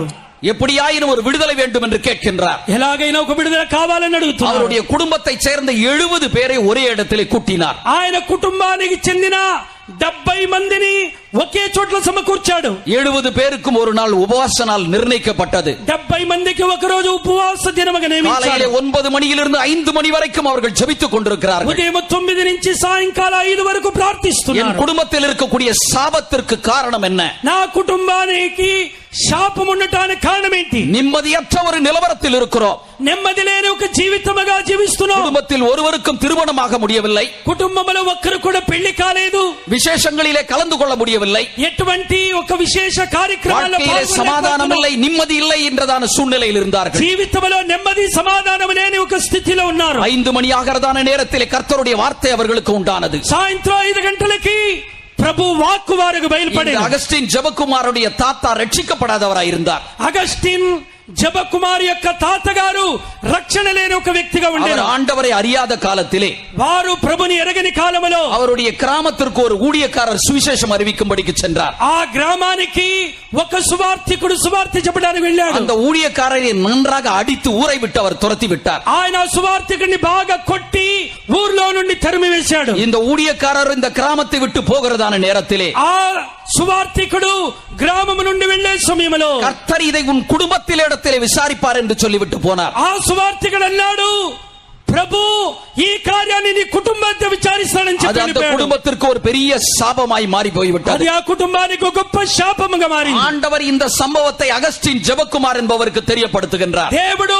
అగస్టిన్ జబకుమార్ అనేవానికి ఈ కార్యాన్ని గుర్తు చేశారు. இதை விளங்கிக் கொண்டபோது முழு குடும்பத்தாரும் கண்ணீரோடு ஆண்டவரிடத்தில் மன்னிப்பு கேட்டார்கள். ఇది తెలవగానే పూర్ణ కుటుంబీకులందరూ కన్నీళ్లతో ప్రభు యొద్ద క్షమాపణ అడిగారు. సహోదరన్ అగస్టిన్ జబకుమార్ ఈ విధంగా சொல்கின்றார். సహోదరుడు అగస్టిన్ జబకుమార్ ఈ విధంగా చెప్తున్నాడు, நாங்கள் என்றைக்கு கண்ணீரோடு அவரிடத்தில் மன்னிப்பு கேட்டோமோ, మేము ఏ రోజైతే కన్నీళ్లతో క్షమాపణ అడిగామో அதற்கு பிற்பாடு அந்த காக்காவலிப்பு நோய் என்னுடைய குடும்பத்தை அடிமைப்படுத்தவில்லை என்றார். ఆ దిన మొదలుకొని మూర్ఛ రోగము మా కుటుంబంలో ఎవరిని కూడా పరిపాలించలేదు, అది తొలగిపోయింది. அன்றிலிருந்து அவர்கள் விடுதலை பெற்றவர்களாக இருந்தார்கள். ఆ రోజు నుంచి వారు విడుదల పొందిన వారై ఉన్నారు. அருமையானவர்களே, ஆண்டவராகிய இயேசு கிறிஸ்து எதற்காக இந்த பூமிக்கு வந்தார்? ప్రియమైన వారలారా, ప్రభువైన యేసుక్రీస్తు భూమి మీదకి ఎందుకు వచ్చాను? மனிதனை சாபத்திலிருந்தும் பாவத்திலிருந்தும் வியாதியிலிருந்து மீட்டெடுக்கும்படிக்கு வந்தார். మనుషుని పాపము నుండి శాపము నుండి వ్యాధి నుండి విడుదల చేయ నిమిత్తము. எப்படிப்பட்ட சூழ்நிலையிலே நீங்கள் இந்த இடத்திலே கடந்து வந்திருந்தாலும், ఎటువంటి పరిస్థితుల్లో మీరు ఇక్కడికి వచ్చినప్పుడు కూడా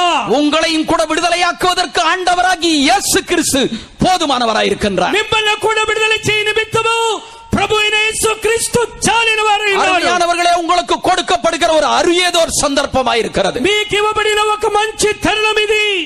உங்களுக்கு கொடுக்கப்பட்ட இந்த நல்ல சந்தர்ப்பத்தை பயன்படுத்திக் கொள்ளுங்கள். మీకు అనుగ్రహించబడిన ఈ మంచి సందర్భాన్ని మీరు ప్రయోజనపరచుకోండి. உங்களுடைய குறைபாடுகள் எல்லாவற்றையும் அவரிடத்திலே சொல்லி, నీ యొక్క కొరతలన్నీ ప్రభు యొద్ద చెప్పి, எல்லா விதமான தீமையான காரியத்திலிருந்து விடுதலை பெற்றுக் கொள்ளுங்கள். సమస్త విధమైన దుష్ట కార్యముల నుండి విడుదల పొందండి. ஆண்டவருடைய ஆசீர்வாதத்தை பெற்றவர்களாக இந்த இடத்தை விட்டு கடந்து செல்லுங்கள். ప్రభు యొక్క ఆశీర్వాదము పొందిన వారై ఇక్కడ నుండి బయలుదేరండి. அடுத்தது, ஆண்டவராகிய இயேசு கிறிஸ்து எதற்காக மனித அவதாரம் எடுத்து வந்தார்? తరువాత ప్రభు అయిన యేసుక్రీస్తు ఈ భూమి మీదకి మానవ అవతారం ఎందుకు ఎత్తారు? మత్తయి సువిశేషం 20వ అధ్యాయం 28వ వచనத்தை వాసిக்கும் పోదు, మత్తయి సువార్త 20వ అధ్యాయము 28వ వచనం చదివితే, மனுஷகுமாரனும் அநேகரை மீட்கும் பொருளாக வந்தார் என்று நாம் வாசிக்கிறோம். మనుష్య కుమారుడు అనేకల్ని విమోచించో క్రయధనముగా ఉటకు వచ్చి ఉన్నారు. மனிதனை மீட்கும் பொருளாக வந்தார். మనుషుల్ని విమోచించో విమోచన క్రయధనముగా మారుటకు వచ్చి ఉన్నారు. అది என்ன மீட்கும் பொருள்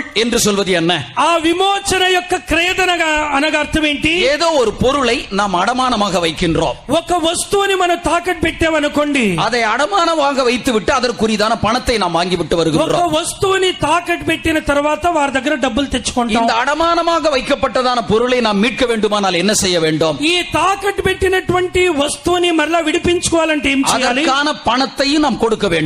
దానికి తగిన డబ్బుని ఇవ్వాలి. அதற்குரியதான வட்டியையும் நாம் கொடுக்க வேண்டும். దానికి అప్పుడు వరకైన వడ్డీని కూడా కట్టాలి. எப்படி மீட்கப்பட்டதான ஒரு பொருள், கடமானமாய்க்க வைக்கப்பட்டதான ஒரு பொருள் மீட்கப்படுகிறதோ, తాకట్టు పెట్టిన వస్తువుని డబ్బిచ్చి ఏ విధంగా విడిపించుకుంటున్నామో வேதம் சொல்கிறது மனித குமாரனும் மீட்கும் பொருளாக வந்தார் என்று நாம் படிக்கிறோம். పరిశుద్ధ లేఖనాలు చెబుతున్నాయి, మనుష్య కుమారుడు విమోచన క్రయధనముగా మారుటకు వచ్చి ఉన్నారు. அது என்ன மீட்கும் பொருளாக வந்தார் என்பது, ఆ విమోచన క్రయధనగా అర్థం ఏంటి? மனிதன் என்றைக்கு தேவனுடைய கட்டளைகளுக்கு விலகி நடந்தானோ, ఎప్పుడైతే మానవుడు దేవుని ఆజ్ఞకు విరోధంగా నడిచాడో, தேவக்குரியவனாய் இருந்தவன் பிசாசு குறியாய் மாறி போய்விட்டான். దేవుని సంబంధులుగా ఉన్నటువంటి మనిషి సాతాను సంబంధులుగా మార్చబడి ఉన్నాడు. தேவனால் உண்டாக்கப்பட்ட மனிதன் பிசாசுக்கு சொந்தக்காரனாய் மாறி போனான். దేవుని ద్వారా సృష్టించబడిన మానవుడు సాతానుకు సొంతమైపోయాడు. பிசாசினுடைய கரத்தில் இருக்கக்கூடிய மனிதனை மீட்டெடுக்கும்படிக்கு இயேசு கிறிஸ்து இந்த பூமிக்கு வந்தார். సాతాను చేతిలో పట్టబడి ఉన్న మనిషిని విమోచించు నిమిత్తము ప్రభు వచ్చెను. அவர் மீட்டெடுக்கும்படிக்கு இந்த உலகத்திலே வந்தபடியினால், ఆయనను విమోచించు నిమిత్తము ఈ లోకమునకు వచ్చెను. இயேசு என்கிறதான நாமத்திலே அவதரித்தார். యేసు అనే నామములో ఆయన ఈ భూమి మీద అవతరించెను. இயேசு என்ற வார்த்தையினுடைய பொருள் என்ன?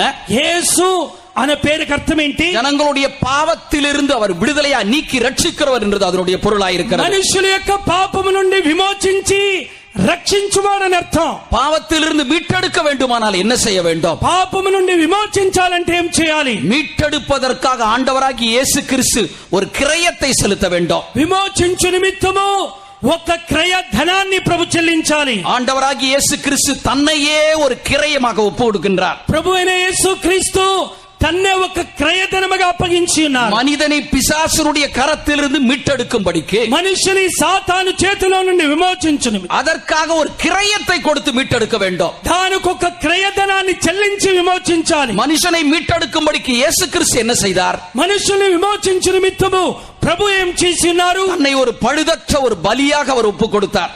తన్ను ఒక నిష్కళంకమైన బలిగా అప్పగించి ఉన్నారు. ஏசாயாவின் புத்தகம் 53ஆம் அதிகாரம் 10வது வசனத்தை நாம் வாசிக்கும் போது, యెషయా గ్రంథ 53వ అధ్యాయము 10వ వచనం చదివేటప్పుడు, அவருடைய ஆத்துமா குற்ற நிவாரண பலியாக ஒப்பு கொடுக்கப்பட்டது என்று நாம் படிக்கிறோம். తన యొక్క ప్రాణాన్ని ప్రాయశ్చిత్తార్థమైన బలిగా అప్పగించున్నారని చదువుతున్నాం. அவர் குற்ற நிவாரண ஒரு பலியாக தன்னை தானே அவர் ஒப்பு கொடுத்தார். పాప ప్రాయశ్చిత్తార్థమైన బలిగా తన్ను తాను అప్పగించుకుని చదువుతున్నాం. குற்ற நிவாரணத்திற்கு ஏற்ற ஒரு பலி, పాపమునకు ప్రాయశ్చిత్తము చేయదగినటువంటి ఒక బలి. ஏனென்றால் வேதத்திலே குற்ற நிவாரண பலியை பற்றி சில காரியத்தை நாம் வேதத்திலே நாம் படிக்கின்றோம். దోష నివారణ చేయ బలిని గురించి పరిశుద్ధ లేఖనాల్లో కొన్ని విషయాలు చదువుతున్నాం. லேவியராகம புத்தகம் 5ஆம் அதிகாரத்திலே நாம் படிக்கிற வேளையிலே, లేవియాకాండం 5వ అధ్యాయములో మనం చదివేటప్పుడు 5வது వచనத்திலிருந்து சில వచనத்தை நாம் வாசிக்கும் போது, లేవియాకాండం 5వ అధ్యాయము 5వ వచనం నుండి చదివేటప్పుడు, ஒருவன் குற்றமுள்ளவனாகும் போது,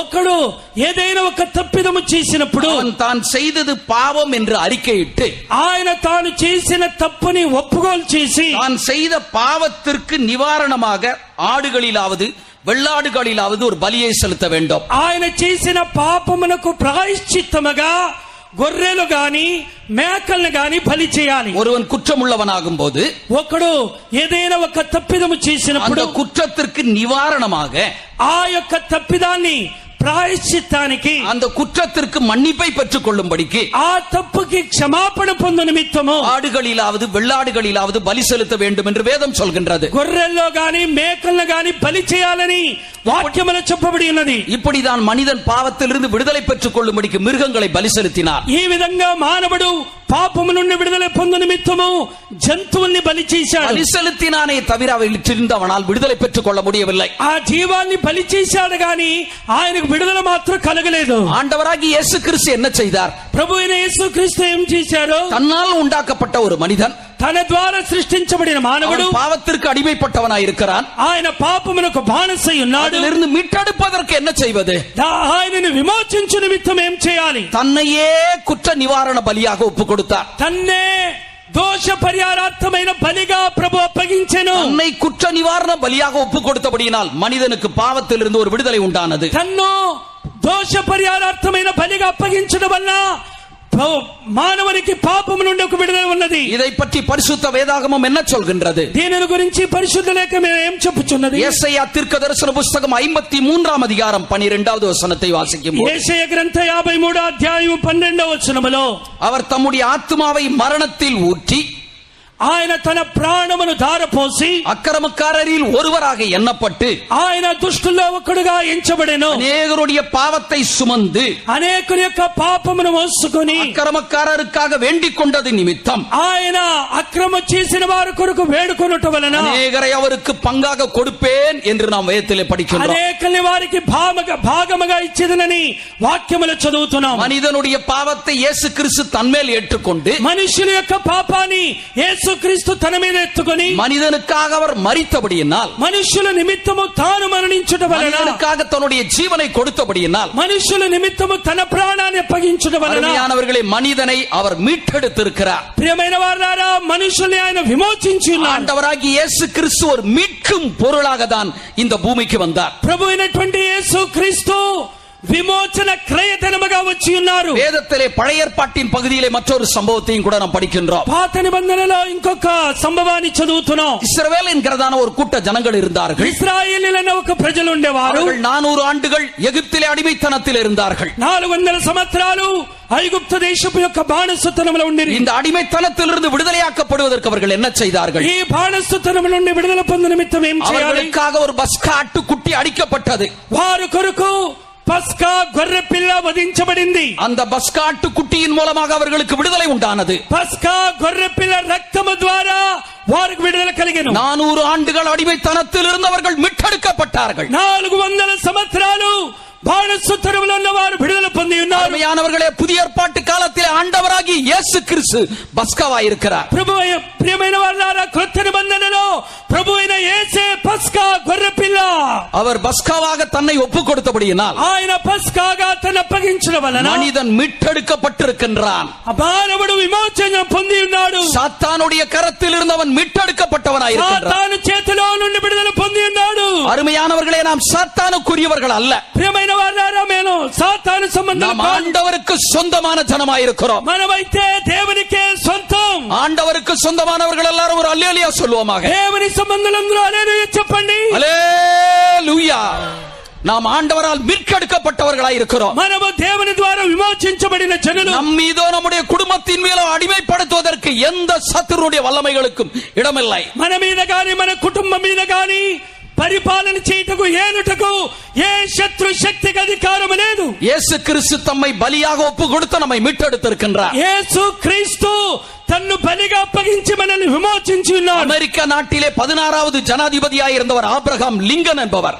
అమెరికా దేశంలో 16వ జనాధిపతిగా ఉన్నటువంటి అబ్రహాం లింకన్. இந்த ஆபிரகாம் லிங்கன் ஜனாதிபதி ஆவதற்கு முன்பாகவே ఈ అబ్రహాం లింకన్ ఆ దేశాధిపతిగా మారటానికి ముందు கருப்பின கொள்கையை எதிர்த்து அவர் போராடி கொண்டிருந்தார். అక్కడ ఉన్నటువంటి నల్ల జాతి ప్రజలకు విరుద్ధంగా జరుగుతున్న కార్యములో ఆయన పోరాడుచుండెను. அமெரிக்காவிலே நீக்ரோ ஜனங்கள் ஒரு அடிமைகளைப் போல இருந்தார்கள். అమెరికా దేశంలో నీగ్రో ప్రజలు ఒక బానిసలై ఉండిరి. வேலைக்காரர்கள் அல்ல, அடிமைகளைப் போல அவர்கள் காணப்பட்டார்கள். వారు పని మనుషులు కారు గాని దాసులుగా ఉండిరి. ஒரு அடிமை என்று சொல்லும்போது அவனுக்கு வேலை செய்வதற்கு கூலி கிடையாது. ఒక దాసుడు పని చేస్తే ఆయనకి కూలి దొరకదు. அந்த అడిமைக்கு వేலை செய்வதற்கென்று நேரமும் கிடையாது. ఆ యొక్క బానిసత్వములో ఉన్న వాడికి ఇంతే సమయం పని இரவோ பகலோ அவன் வேலை செய்து கொண்டே இருக்க வேண்டும். రాత్రి పగలు పని చేయుచుండవలెను.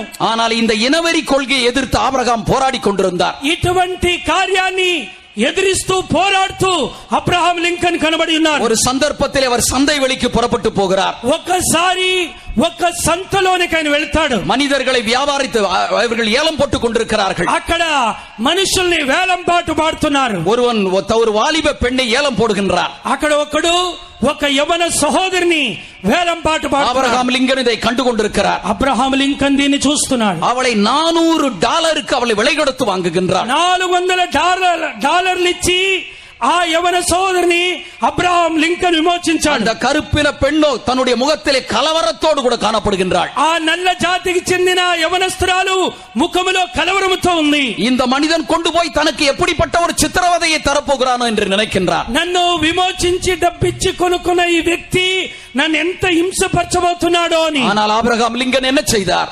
కానీ అబ్రహాం లింకన్ ఏం చేశారు? அந்த பெண்ணை பார்த்து சொன்னார், ఆ యొక్క యవనస్తురాలను చూసి, நான் உன்னை விலையாக நான் வாங்கிவிட்டேன். నేను నిన్ను క్రయధనమిచ్చి కొనుక్కొని ఉన్నాను. இன்றைக்கு நான் உனக்கு விடுதலையை தருகின்றேன். ఈ రోజు నేను నిన్ను స్వాతంత్రాలుగా చేస్తున్నాను. சுதந்திரமாக நீ போய் வாழலாம் என்று சொல்கின்றார். ఇక నీవు స్వతంత్రముగా బ్రతుకొచ్చని చెప్తున్నాడు. ஆனால் இவளால் அதை நம்ப முடியவில்லை. కానీ ఈమె వల్ల అది నమ్మటానికి వీలు పడలేదు. இவ்வளவு விலை கொடுத்து வாங்கி விட்டு விடுதலை தருகிறானே என்று சொல்லி, ఇంత క్రయ ఇచ్చి నన్ను కొనుక్కున్న వ్యక్తి నన్ను స్వాతంత్రాలకు విడిచిపెడుతున్నాడు. அந்த நேரத்தில் அந்த பெண் என்ன செய்தால், ఆ సమయంలో అబ్రహాం చేసింది, ஆபிரகாமுடைய லிங்கனுடைய காலிலே விழுந்து అబ్రహాము లింకన్ కాళ్ళ మీద పడి, இவ்வளவு ஒரு நல்ல உள்ளத்திற்கு காலமெல்லாம் வேலை செய்யும்படிக்கு விரும்புகிறேன். ఇటువంటి మంచి హృదయము కలిగిన వ్యక్తి నా జీవిత కాలం అంతా పని. ஆபிரகாம் லிங்கன் அமெரிக்க நாட்டினுடைய ஜனாதிபதியாய் மாற்றப்பட்டார். అబ్రహాం లింకన్ అమెరికా అధ్యక్షుడిగా మార్చబడి ఉన్నాడు. அப்பொழுது அவர் என்ன செய்தார்? అప్పుడు ఆయన ఏం చేశాడు? அவர் ஒரு புதிதாக ஒரு சட்டத்தை ஏற்றினார்.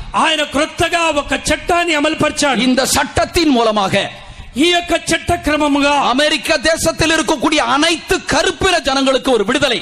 అమెరికా దేశంలో ఉన్న నల్ల జాతికి చెందిన సమస్త జనాభాకి ఒక విడుదల.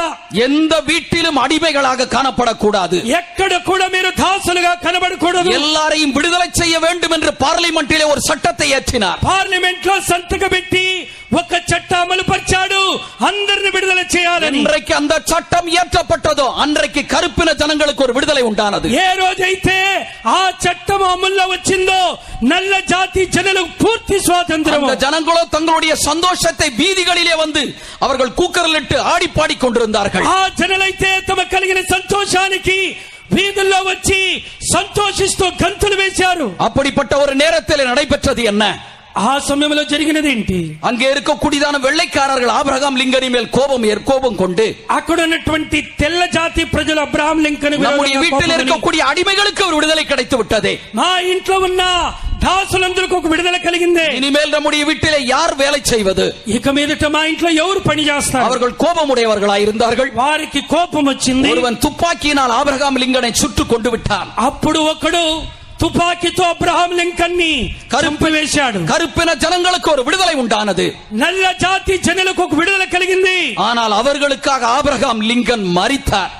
వారి కొరకు అబ్రహాం లింకన్ చనిపోయాడు. அவர்களை மீட்டெடுக்கும்படிக்கு ஆபிரகாம் லிங்கன் தன்னுடைய ஜீவனை கொடுக்க வேண்டியது. వారిని విడుదల చేయని నిమిత్తము అబ్రహాం లింకన్ తన జీవాన్ని త్యాగం చేశాడు. அருமையானவர்களை இதை ஒரு சாதாரணமாக சொல்லிவிட முடியாது. ప్రియమైన వారలారా, దీన్ని సాధారణంగా చెప్పడానికి ஏனென்றால் இன்றைக்கு அமெரிக்காவிலே நடந்து கொண்டிருக்கிறது என்ன? ఈ రోజు అమెరికాలో జరుగుతున్నది ఏంటి?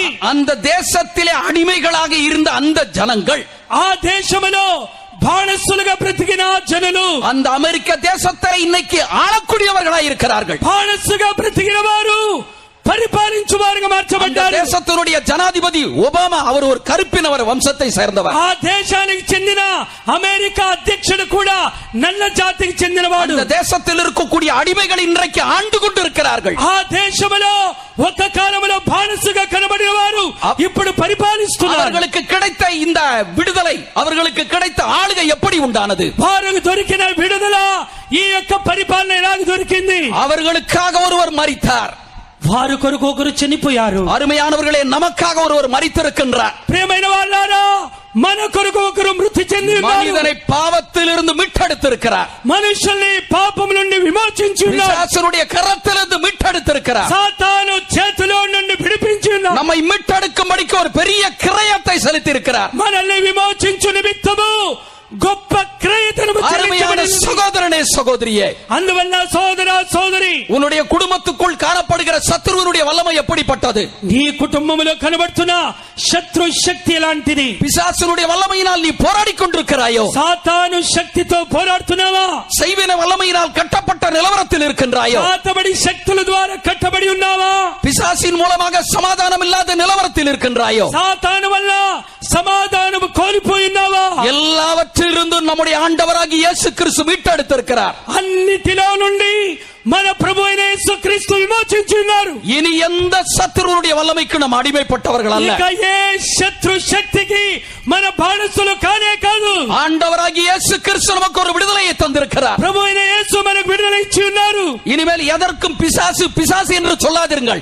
ఇక మీదట సాతానని పలకండి. ஆண்டவர் நமக்கு ஒரு விடுதலையை கொடுத்திருக்கின்றார். ఇక ప్రభు మనకు విడుదల ఇచ్చి ఉన్నారు. நமக்காக ஒரு மீட்பை செலுத்தி இருக்கிறார் என்று வேதம் சொல்கின்றது. మన కొరకు క్రయధనము చెల్లించి గురించి ఉన్నారని చదువుతున్నాం. மூன்றாவது ஆண்டவராகிய இயேசு கிறிஸ்து எதற்காக மனித அவதாரம் எடுத்து வந்தார்? మూడవదిగా ప్రభు అయిన యేసు క్రీస్తు మానవ అవతారం ఎత్తి భూమి మీద ఎందుకు వచ్చారు? எபிரேயரின் புத்தகம் 2ஆம் அதிகாரம் 14-15 வசனத்தை வாசிக்கும்போது, ఎబ్రియలకు రాసిన పత్రిక 2వ అధ్యాయము 14-15 ஜீவிய காலமெல்லாம் மரண பயத்தினாலே கட்டப்பட்டவர்களை விடுதலையாக்கும்படிக்கு வந்தார். జీవిత కాలమంతా కూడా మరణ భయం అనేటువంటి బానిసత్వములో ఉన్న వారిని மரண பயத்தினால் கட்டப்பட்டவர்களை விடுதலையாக்கும்படிக்கு இயேசு கிறிஸ்து இந்த பூமிக்கு வந்து, మరణ భయముతో కట్టబడిన వారిని విడుదల చేయ నిమిత్తము యేసు ఈ భూమికి వచ్చి மனிதனுக்காக அவர் மரிக்க வேண்டியதா இருக்கிறது. మానవుని నిమిత్తము ఆయన మరణించవలసి వచ్చింది. இயேசு கிறிஸ்து இந்த பூமிக்கு வருவதற்கு முன்பாக, యేసు ప్రభు భూమికి రాక మునుపు மனிதனோ மரண பயத்தினால் கட்டப்பட்டவனாயிருந்தான். మానవుడైతే మరణ భయముతో బంధించబడి ఉన్నాడు. அருமையானவர்களை, பயம் என்று இல்லாதவர்கள் ஒருவரையும் சொல்ல முடியாது. భయము లేని వారు ఒక్కరు కూడా లేరు. அது ஒரு தீய ஒரு சக்தியாய் காணப்படுகின்றது. అది ఒక దుష్ట శక్తిగా కనబడుచున్నది. பயம் என்பது உள்ளத்தினுடைய உறுதியை குலைத்து விடுகிறது. భయం అనేటువంటిది ఆంతర్యములో ఉన్నటువంటి పట్టుదలని తొలగించును. శరీరத்திலே ஒரு வியாதியை உண்டாக்கி விடுகிறது. శరీరములో ఒక వ్యాధిని అది కలుగు చేయును. இன்றைக்கு அநேகர் பயத்தினாலே கட்டப்பட்டவர்களாய் இருக்கிறார்கள். ఈ రోజు అనేకులు భయముతో కట్టబడి ఉన్నారు. சிலருக்கு மரண பயம் காணப்படுகின்றது. కొందరికైతే మరణ భయము, சிலருக்கு வியாதியை குறித்த பயம் இருக்கிறது. కొందరికి వ్యాధిని చూసి భయం, சிலருக்கு பிற்காலத்தை குறித்த ஒரு பயம் இருக்கிறது. కొందరికి భవిష్యత్తును గురించిన భయం. இப்படி ஏதோ ஒரு பயத்தினாலே அவர்கள் அடிமைப்பட்டவர்களாய் இருக்கிறார்கள். ఏదో ఒక భయము చేత మనిషి బంధించబడి ఉన్నాడు. எந்த பயமும் இல்லை என்று சொல்வதற்கு இல்லை. నాకు ఏ భయమే లేదు చెప్పడానికి లేదు. ஏதாவது ஒரு பயத்திற்குள் நமக்குள்ளே காணப்படுகின்றது. ఏదో ఒక భయము మనలో కనబడును. அருமையானவர்களே, இயேசு கிறிஸ்து எதற்காக வந்தார்? ప్రియమైన వారలారా, యేసు క్రీస్తు ఎందుకు వచ్చారు? மனிதனை மரண பயத்திலிருந்து விடுதலையாக்கும்படிக்கு வந்தார். మానవ కోటిని మరణ భయము నుండి విడుదల చేయ నిమిత్తం. இன்றைக்கு உலகத்தில் இருக்கக்கூடிய மேன்மையான ஜனங்களை நாம் எடுத்துக்கொள்ளும் போது, ఈ దినాల్లో లోకములో ఉన్నటువంటి ఒక గొప్ప జనాన్ని చూసినప్పుడు, அவர்கள் எப்பேற்பட்டதான ஒரு நபராய் இருந்தாலும், వారు ఎటువంటి మనుషులైనప్పుడు కూడా ஏதாவது ஒரு பயத்திற்கு அவன் அடிமைப்பட்டவனாய் இருக்கின்றான். ఏదో ఒక భయానికి ఆయన బానిసై ఉన్నాడు. ரஷ்யாவிலே சர்வாதிகாரியாய் இருந்தவர் ஸ்டாலின். రష్యా దేశానికి సర్వాధికారిగా ఉన్నటువంటి స్టాలిన్, உலகத்தார் சர்வாதிகாரி என்று சொல்கின்றார்கள். ఆయన్ని లోకములో ఉన్న వారు చక్రవర్తి అని చెబుతున్నారు. ஆனால் உண்மையான ஒரு நிலை அவரை பற்றி நாம் அறிந்து கொள்கிற வேளையிலே, ఆయన గురించిన నిజమైన సంగతి మనం తెలుసుకున్నప్పుడు, பயத்தின் ஆவியினால் பிடிக்கப்பட்ட ஒரு நபர்தான். ఆయన భయపరిచే ఆత్మ చేత పట్టబడిన ఒక మనిషి. அவர் தன்னுடைய அரண்மனையிலே 8 படுக்கை அறையை உண்டாக்கி வைத்திருந்தார். ఆయన తన రాజభవనంలో 8 పడకలు ఆయన ఏర్పాటు చేశాడు. 8 படுக்கை அறையை அவர் உண்டாக்கி வைத்திருந்தார். 8 పడక గదుల్ని ఆయన సిద్ధపరిచాడు. அவர் எந்த அறையிலே படுத்திருக்கிறார் என்று சொல்லி ஒருவருக்குமே தெரியாது. ఆయన ఏ గదిలో వెళ్లి పడుకున్నాడో ఎవరికి తెలియదు. அவருடைய படுக்கை என்று சொல்வது ஒரு கட்டில் பெட்டி வடிவத்திலே காணப்படும். ఆయన యొక్క మంచము, ఆయన పడుకునే అనుభవము ఒక పెట్టె ఆకారంలో ఉండేది. அந்த கட்டிலே படுத்துக்கொண்டு ఆ మంచంలో ఆయన పడుకొని பெட்டியினுடைய கதவை பூட்டுவது போல அவர் பூட்டிக் கொள்வார். ఆ యొక్క పెట్టె తలుపుని ఏ విధంగా మూస్తామో ఆ విధంగా మూసేవాడు. ஆனால் இந்த கட்டிலினுடைய கீழ்ப்பக்கத்திலே சுரங்கமானது அமைந்திருக்கும். ఈ యొక్క మంచము క్రింద భాగము ఒక సొరంగం వలె ఉండును. யாராவது அந்த அறை, அவர் படுத்திருக்கிற அறையினுடைய கதவை திறப்பது போல ஒரு உணர்வு இருக்குமானால், ఎవరైనా సరే ఆ ఇంటి యొక్క ఆ గది యొక్క తలుపుని తెరుస్తున్నట్లు తెలిస్తే, அந்த கட்டிலின் அடியிலே இருக்கக்கூடிய சுரங்கத்தின் வழியாக அவர் வேறொரு இடத்திற்கு சென்று விடுவார். వెంటనే మంచ క్రింద ఉన్నటువంటి సొరంగ భాగములో నుండి పరిగెత్తుకుని ఇంకొక గదికి వెళ్ళిపోతాడు. அவருக்குள்ளே ஒரு மரண பயம் காணப்பட்டது. ఆయనలో ఒక మరణ భయం ఉండేది. இந்த மரண பயத்தினால் அவர் என்ன செய்வார்? ఈ మరణ భయం వల్ల ఆయన ఏం చేశాడు? யாராவது ஒருவன் தன்னை கொல்வான் என்று அவர் நினைப்பாரானால், ఎవరైనా ఒకరు తన్ను చంపుతున్నారు అనుకుంటే அவர்களை அவர் கொன்று விடுவார். వెంటనే వారిని చంపేవారు. உலகத்திலே ஒரு பெரிய ஆட்கள் தான், వారు లోకముల గొప్ప వ్యక్తులే. எவ்வளவு ஒரு பெரிய ஆட்களாய் இருந்தாலும் ஏதோ ஒரு பயத்திற்கு அடிமைப்பட்டவர்களாய் இருந்தார்கள். ఎంత గొప్ప వ్యక్తులైనప్పుడు కూడా ఏదో ఒక భయానికి బానిస. அருமையானவர்களே, ஆண்டவராகிய இயேசு கிறிஸ்து எதற்காக இந்த பூமிக்கு வந்தார்? ప్రియమైన వారలారా, ప్రభు అయిన యేసుక్రీస్తు ఎందుకు భూమి మీదకి వచ్చాడు? மனிதனை பயத்திலிருந்து விடுதலையாக்கும்படிக்கு அவர் ஆண்டவராகிய இயேசு கிறிஸ்து வந்தார். మనుషుల్ని భయము నుండి విడుదల చేయ నిమిత్తం. அருமையானவர்களே, எந்த ஒரு பயத்திற்கும் நீங்கள் இடமளிக்க வேண்டாம். ఎటువంటి భయానికి చోటివ్వకండి. எந்த காரியத்திற்கு நீங்கள் அடிமைப்பட்ட ஒரு நிலவரத்தில் இருந்தாலும் சரி, ఏ కార్యానికి మీరు బానిసలై ఉన్న స్థితిలో ఉన్నా పర్వాలేదు. அப்படிப்பட்ட பயத்திலிருந்து விடுதலையாக்கும்படிக்கு ஆண்டவராகிய இயேசு கிறிஸ்து கூடுமான அவரால் முடியும். అటువంటి భయములో నుండి నిన్ను విడిపించడానికి ప్రభుకు సాధ్యం. எதையும் நினைத்து நீங்கள் கலங்கி கொண்டிருக்க வேண்டிய அவசியம் இல்லை. దేనిని ఆలోచిస్తూ మీరు కలవడపడనక్కర్లేదు. உங்களுக்கு இன்றைக்கு ஒரு விடுதலை உண்டாயிருக்கிறது. ఈ రోజు మీకొక విడుదల ఉంది. ஏனென்றால் ஆண்டவர் உங்களோடு கூட இருக்கின்றார். ఎందుకంటే ప్రభు మీతో ఉన్నారు. எப்படிப்பட்ட சந்தர்ப்பத்திலும் எப்படிப்பட்ட சூழ்நிலையிலும் அவர் உங்களோடு கூட இருக்கின்றார். ఎటువంటి పరిస్థితిలోనూ ఎటువంటి సందర్భంలోనూ ప్రభు మీతోనే ఉన్నారు. உங்களை பாதுகாப்பதற்கு அவர் வல்லவராய் இருக்கின்றார். మిమ్మల్ని కాపాడుగా ఆయన శక్తిమంతుడు. அருமையானவர்களே, இன்றைக்கு நாம் அறிந்த காரியங்கள் என்ன? ప్రియమైన వారలారా, ఈ రోజు మనం తెలుసుకున్న కార్యం, மனுஷ்ய குமாரனாக இந்த பூமிக்கு வந்தார். ఆయన మనుష్య కుమారుడిగా భూమి మీదకి వచ్చారు. எதற்காக அவர் மனித அவதாரம் எடுத்து இந்த பூமிக்கு வந்தார்? ఎందుకొరకు ఆయన మానవ అవతారం ఎత్తి వచ్చాను? இழந்து போனதை தேடும்படிக்கு வந்தார். కోల్పోయిన దాన్ని వెతికి రక్షించడానికి, பாவத்தில் இருக்கிற ஜனங்களை விடுதலையாக்கும்படிக்கு வந்தார். పాపముల జనల్ని విడుదల చేయ నిమిత్తం.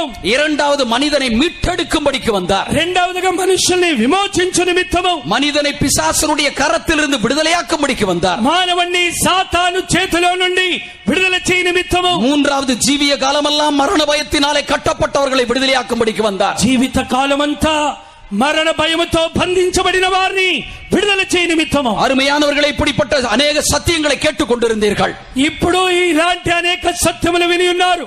ஆண்டவர் வேத வசனத்தின் மூலமாக உங்களோடு கூட இடைப்பட்டுக் கொண்டிருந்தார். ప్రభు పరిశుద్ధ లేఖనముల ద్వారా మీతో మాట్లాడుచుండిరి. இந்த வேத வசனம் உங்களை தொட்டிருக்குமானால், ఈ వాక్యము మిమ్మల్ని ముట్టినట్లయితే, இப்பொழுதே ஆண்டவருக்கு என்று உங்களை ஒப்படைப்போமாக. ఇప్పుడే మిమ్మల్ని ప్రభుకు సమర్పించుకుందురు. இந்த இடத்தில் வந்திருக்கிறவர்கள் உங்களுடைய முழங்கால் படியிடுங்கள். ఇక్కడ వచ్చిన ప్రతి ఒక్కొక్కరు మోకరించండి. ஆண்டவராகிய இயேசு கிறிஸ்து உங்களுக்கு ஒரு விடுதலை தரும்படிக்கு வல்லவராயிருக்கிறார். ప్రభు అయిన యేసు క్రీస్తు మిమ్మల్ని విడిపించుటకు శక్తిమంతుడై ఉన్నారు. இந்த இடத்திலே வந்தவர்கள் ஒருவரும் விடுதலை இல்லாமல் கடந்து போக கூடாது. ఇక్కడికి వచ్చిన వారు ఎవరు కూడా విడుదల లేకుండా తిరిగి వెళ్ళొద్దు. அருமையானவர்களே, நம்முடைய தேவன் விடுதலையின் தேவனாயிருக்கிறார். ప్రియమైన వారలారా, మన దేవుడు విడుదల చేయ దేవుడై ఉన్నాడు. எப்படிப்பட்ட ஒரு சூழ்நிலையில இந்த இடத்திலே கடந்து வந்திருந்தாலும் சரி, నీవు ఏ స్థితిలో ఇక్కడికి వచ్చినప్పుడు కూడా உன்னுடைய எல்லா விதமான சூழ்நிலையும் மாற்றி அமைப்பதற்கு அவர் போதுமானவராயிருக்கிறார். ఈ పరిస్థితులన్నిటినీ మార్చివేయుటకు ప్రభు సమర్థుడు. நீ வியாதியோடு கூட கடந்து வந்திருக்கிறாயோ? నీవు వ్యాధితో వచ్చి ఉన్నావా? உன்னுடைய வியாதியினுடைய தன்மை எப்படிப்பட்டதா இருந்தாலும் சரி, నీ యొక్క వ్యాధికున్న శక్తి ఎలాంటిదైనప్పుడు కూడా, ஒருவேளை உன்னை மருத்துவர்கள் கைவிட்டு இருக்கலாம், వైద్యులు నీ చేయి విడిచిపెట్టి ఉండవచ్చు, உன்னுடைய நோய் கொடிமையான நோய் என்று சொல்லி இருக்கலாம், నీ యొక్క వ్యాధి భయంకరమైనదని చెప్పుండొచ్చు, எங்களால் குணமாக்க முடியாது என்று கூட அவர்கள் கூறியிருக்கலாம், మా వల్ల కాదని వైద్యులు చెప్పుండొచ్చు.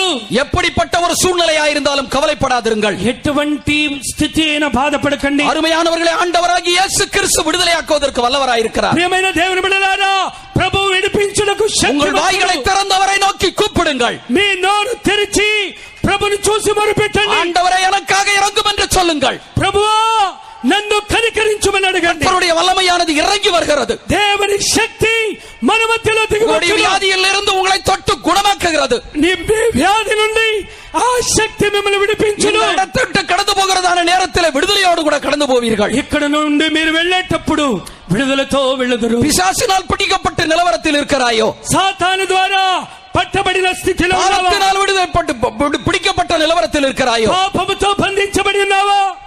ஆண்டவராகிய இயேசு கிறிஸ்து விடுதலை தர வல்லவராயிருக்கிறார். ప్రభువైన యేసు క్రీస్తు విడిపించుటకు శక్తి. உங்களுடைய வாய்களை திறந்து நீங்கள் ஆண்டவரை நோக்கி ஜெபியுங்கள். మీరు నోరు తెరిచి ప్రభుని చూసి ప్రార్థించండి. கர்த்தராகிய இயேசு கிறிஸ்து விடுதலை தர వల్లవరాயிருக்கிறார். ప్రభువైన యేసు క్రీస్తు విడిపించుటకు శక్తిమంతుడు. ఆశీర్వదిపారాక. ప్రభు మనల్ని ఆశీర్వదించును గాక. కుయుక్తితో మేము ఇది వరకు మోసము చేసిన,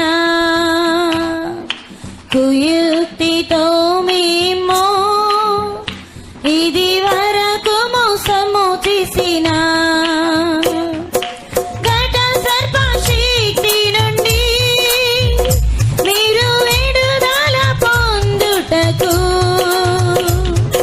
మహిమా స్వరూపియగు ప్రభు యేసుని మహిమా సువార్త వినుడి. మహిమా స్వరూపియగు ప్రభు యేసుని మహిమా సువార్త వినుడి. ఇప్పుడే అనుకూలమైన సమయం, ఇది రక్షణ సమయం. ఇప్పుడే అనుకూలమైన సమయం, ఇది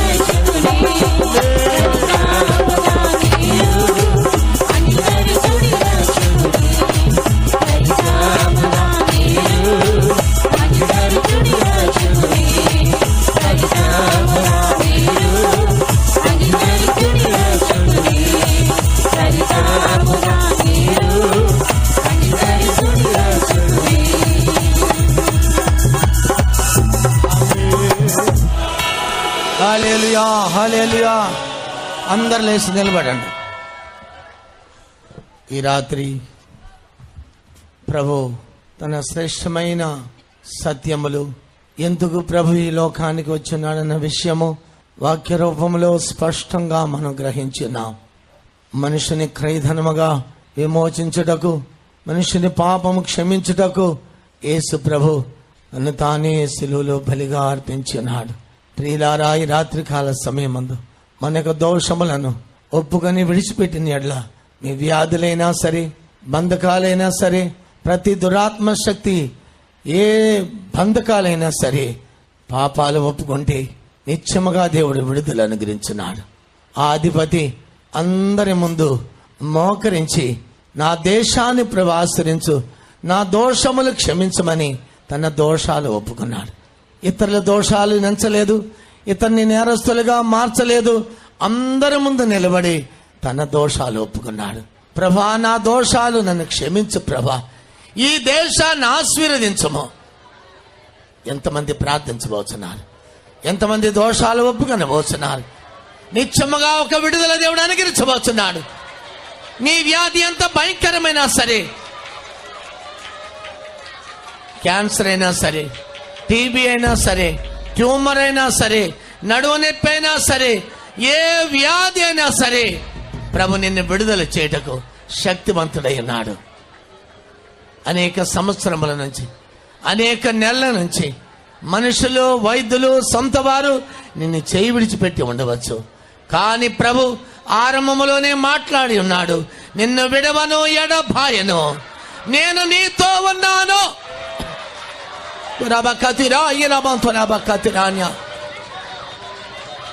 కృంగి కృషించవద్దు, ప్రపంచ భారముతో విశ్రాంతి నీచును నిత్య నిత్యము కృంగి కృషించవద్దు ప్రపంచ భారముతో విశ్రమించును నిత్య నిత్యము దాహము తీర్చును పవిత్రాత్మతో సాధ్యమే జయ జీవితం దాహము తీర్చును పవిత్రాత్మతో సాధ్యమే జయ జీవితం వ్యాకులమెందుకు వ్యాధుల నిమిత్తము గాయములు నేను ప్రభు యేసు నీకై వ్యాకులమెందుకు వ్యాధుల నిమిత్తము గాయములు నేను ప్రభు యేసు నీకై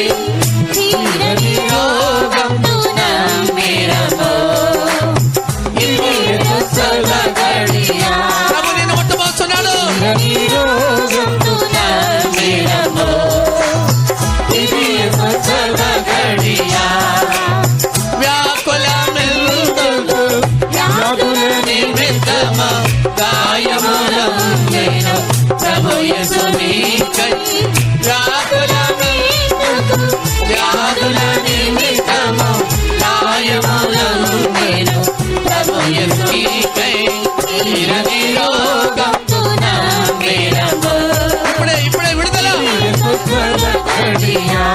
స్వస్థపరిచే సమయం రోగంతో నమ్మిరము ఇది సద గడియా తీరని రోగంతో నమ్మిరము ఇది సద గడియా తీరని రోగంతో నమ్మిరము హల్లెలూయా సద గడియా తీరని రోగంతో నమ్మిరము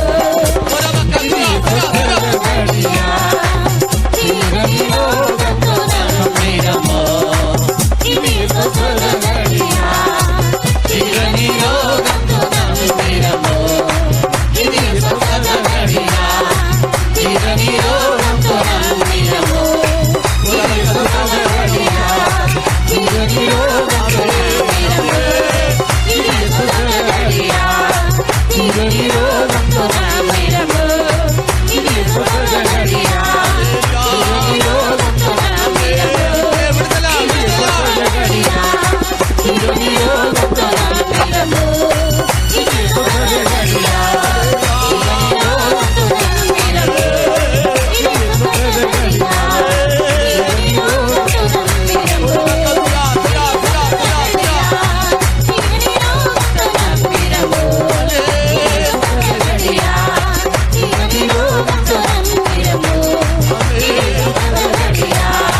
తీరని రోగంతో నమ్మిరము ఇది సద గడియా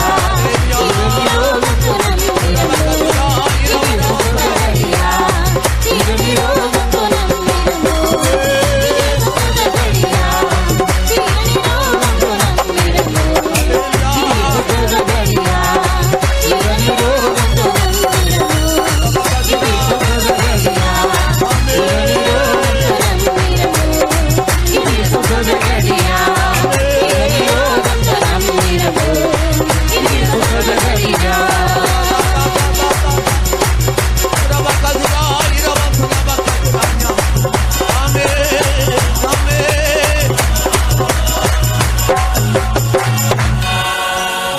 ప్రియా దేవుని బిడ్డ, ఈ కన్వెన్షన్ యొక్క మొదటి దినమున దేవుడు పాపం నుంచి విమోచించుటకు, నీ వ్యాధిని స్వస్థపరచుటకు, బంధకాల నుంచి విడుదల చేయుటకు ప్రభు నీ పక్కనే నిలబడి ఉన్నాడు. వ్యాధిగ్రస్తులైన వారు ఈ మొదటి రోజున ఎవరెవరితో విశ్వాసంతో వచ్చి ఉన్నారో నీ వ్యాధి వైపు నువ్వు చూడవద్దు. నీ వ్యాధి ఎలాంటిదైనా పర్వాలేదు, నువ్వు నమ్మిన దేవుని వైపు నీ ముఖం తేరి చూడము.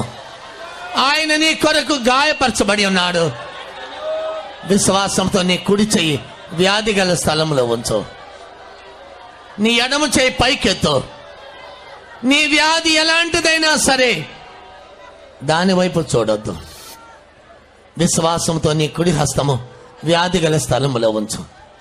ఈ మైక్ శబ్దం వినుచున్న రాజమండ్రి దైవజనులారా, దారిలో పోచున్న ప్రియులారా, వాహనం నడుచున్న ప్రియ దైవజనుడా, ఒక్కసారి నీ వాహనాన్ని ఆపు.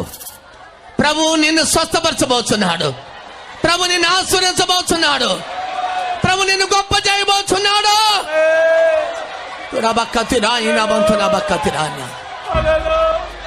ఒక గొప్ప శక్తి సియోన్ నుంచి బయలుదేరింది. అదే నీ వ్యాధిని బాగు చేయు శక్తి, అదే నిన్ను విడుదల చేయు శక్తి. అందుకే యేసు ఈ లోకానికి వచ్చి ఉన్నాడు. విశ్వాసంతో నీ హస్తాన్ని పెట్టు. ఇప్పుడు ఒక అద్భుతం జరగబోతుంది. ప్రభు అద్భుతం చేయబోతున్నాడు. ఆరంభంలోనే ప్రభు సెలవిచ్చున్నాడు, నేను అద్భుతం చేయబోతున్నాడు. నిన్ను విడవను, ఎడబాయను. నిన్ను స్వస్థపరిచే దేవుడను, నీ పాపములు క్షమించే దేవుడను.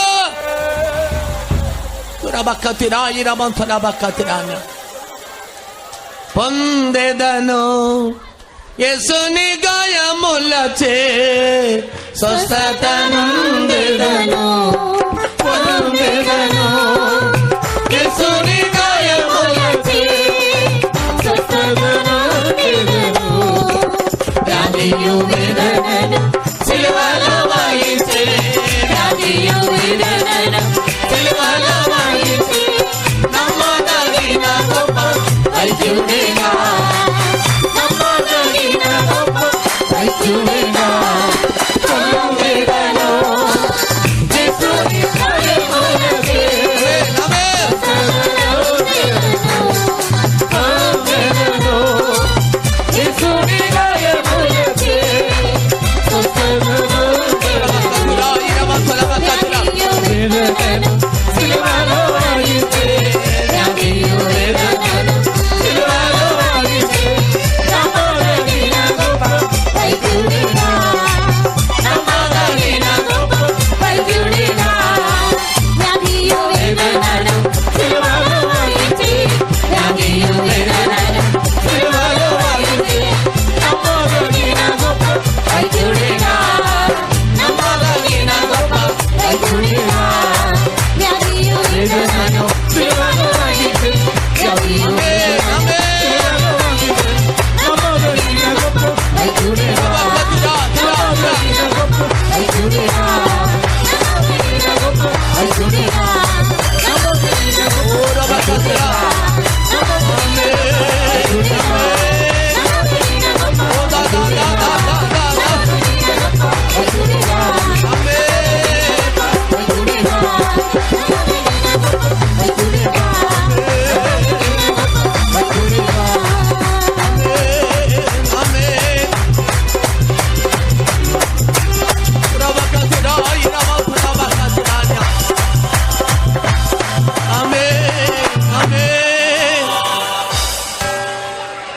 ప్రియ దేవుని బిడ్డ, వ్యాధిని తీసుకొచ్చిన సాతాను శక్తులు పారిపోతున్నవి.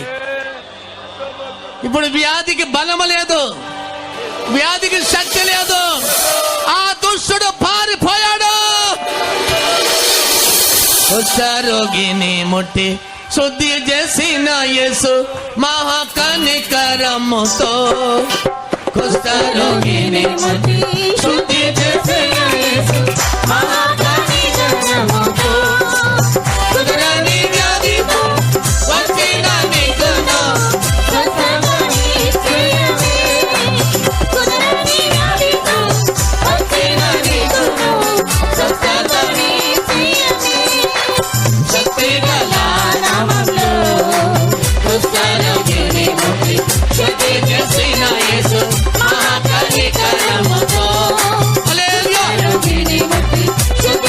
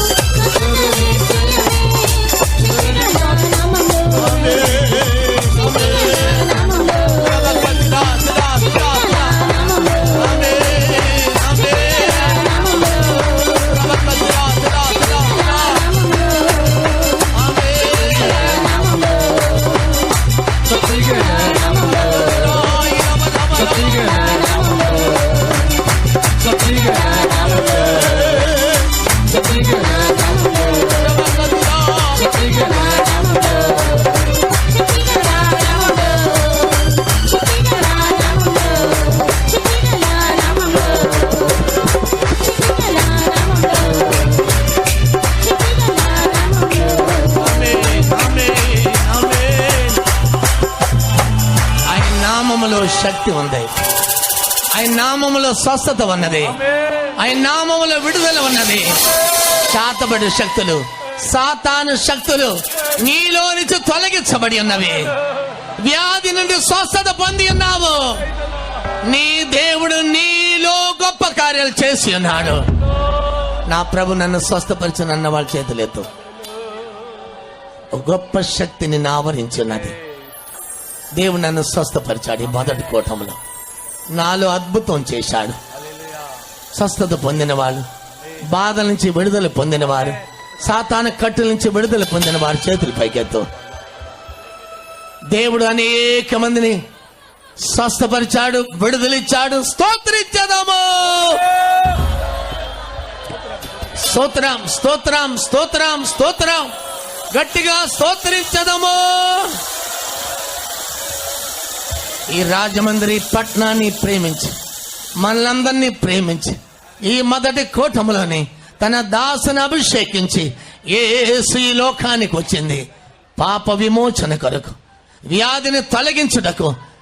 ఆ యొక్క దైవ దాసుని కుటుంబంలో 70 మందికి వచ్చిన వ్యాధి దోషములు ఒప్పుకున్న వెంటనే వారి వ్యాధి నుంచి దేవుడు విడుదలిచ్చాడు. ఈ రాత్రి అనేక మందిని దేవుడు విడుదల కలిగజేశాడు. నా జీవితంలో దేవుడు అద్భుతం చేశాడన్న వాళ్ళు చేతుల పైకి ఎత్తి గట్టిగా చప్పట్లు కొట్టండి. అద్భుతవంతుడు మన దేవుడు, ఆశ్చర్య కార్యము జరిగించెను. అద్భుతవంతుడు మన దేవుడు, ఆశ్చర్య కార్యములు జరిగించెను. ఎవరు చేయలేని అద్భుతములు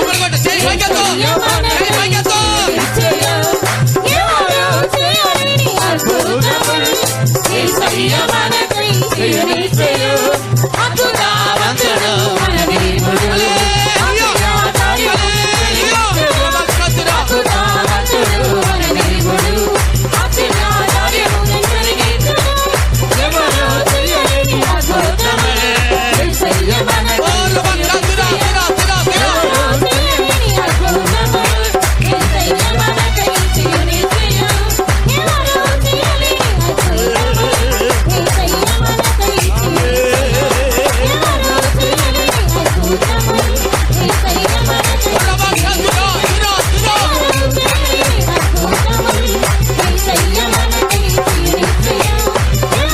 చేయలేని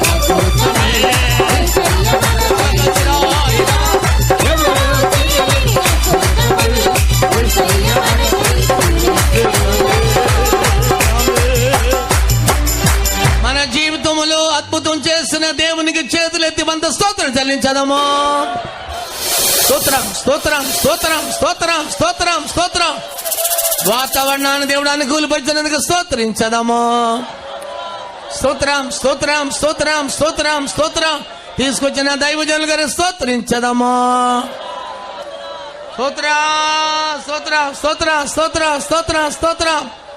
తండ్రి, కుమార, పరిశుద్ధాత్మను స్తోత్రించదము. మన ప్రభు త్వరగా రాబోతున్నందుకు స్తోత్రించదము, ప్రార్థించదము. స్తోత్రం, స్తోత్రం, స్తోత్రం, స్తోత్రం. ప్రభువా మీ యొక్క పరిశుద్ధ పాదములకు కృతజ్ఞతాస్తుతులు చెల్లించున్నాం తండ్రి.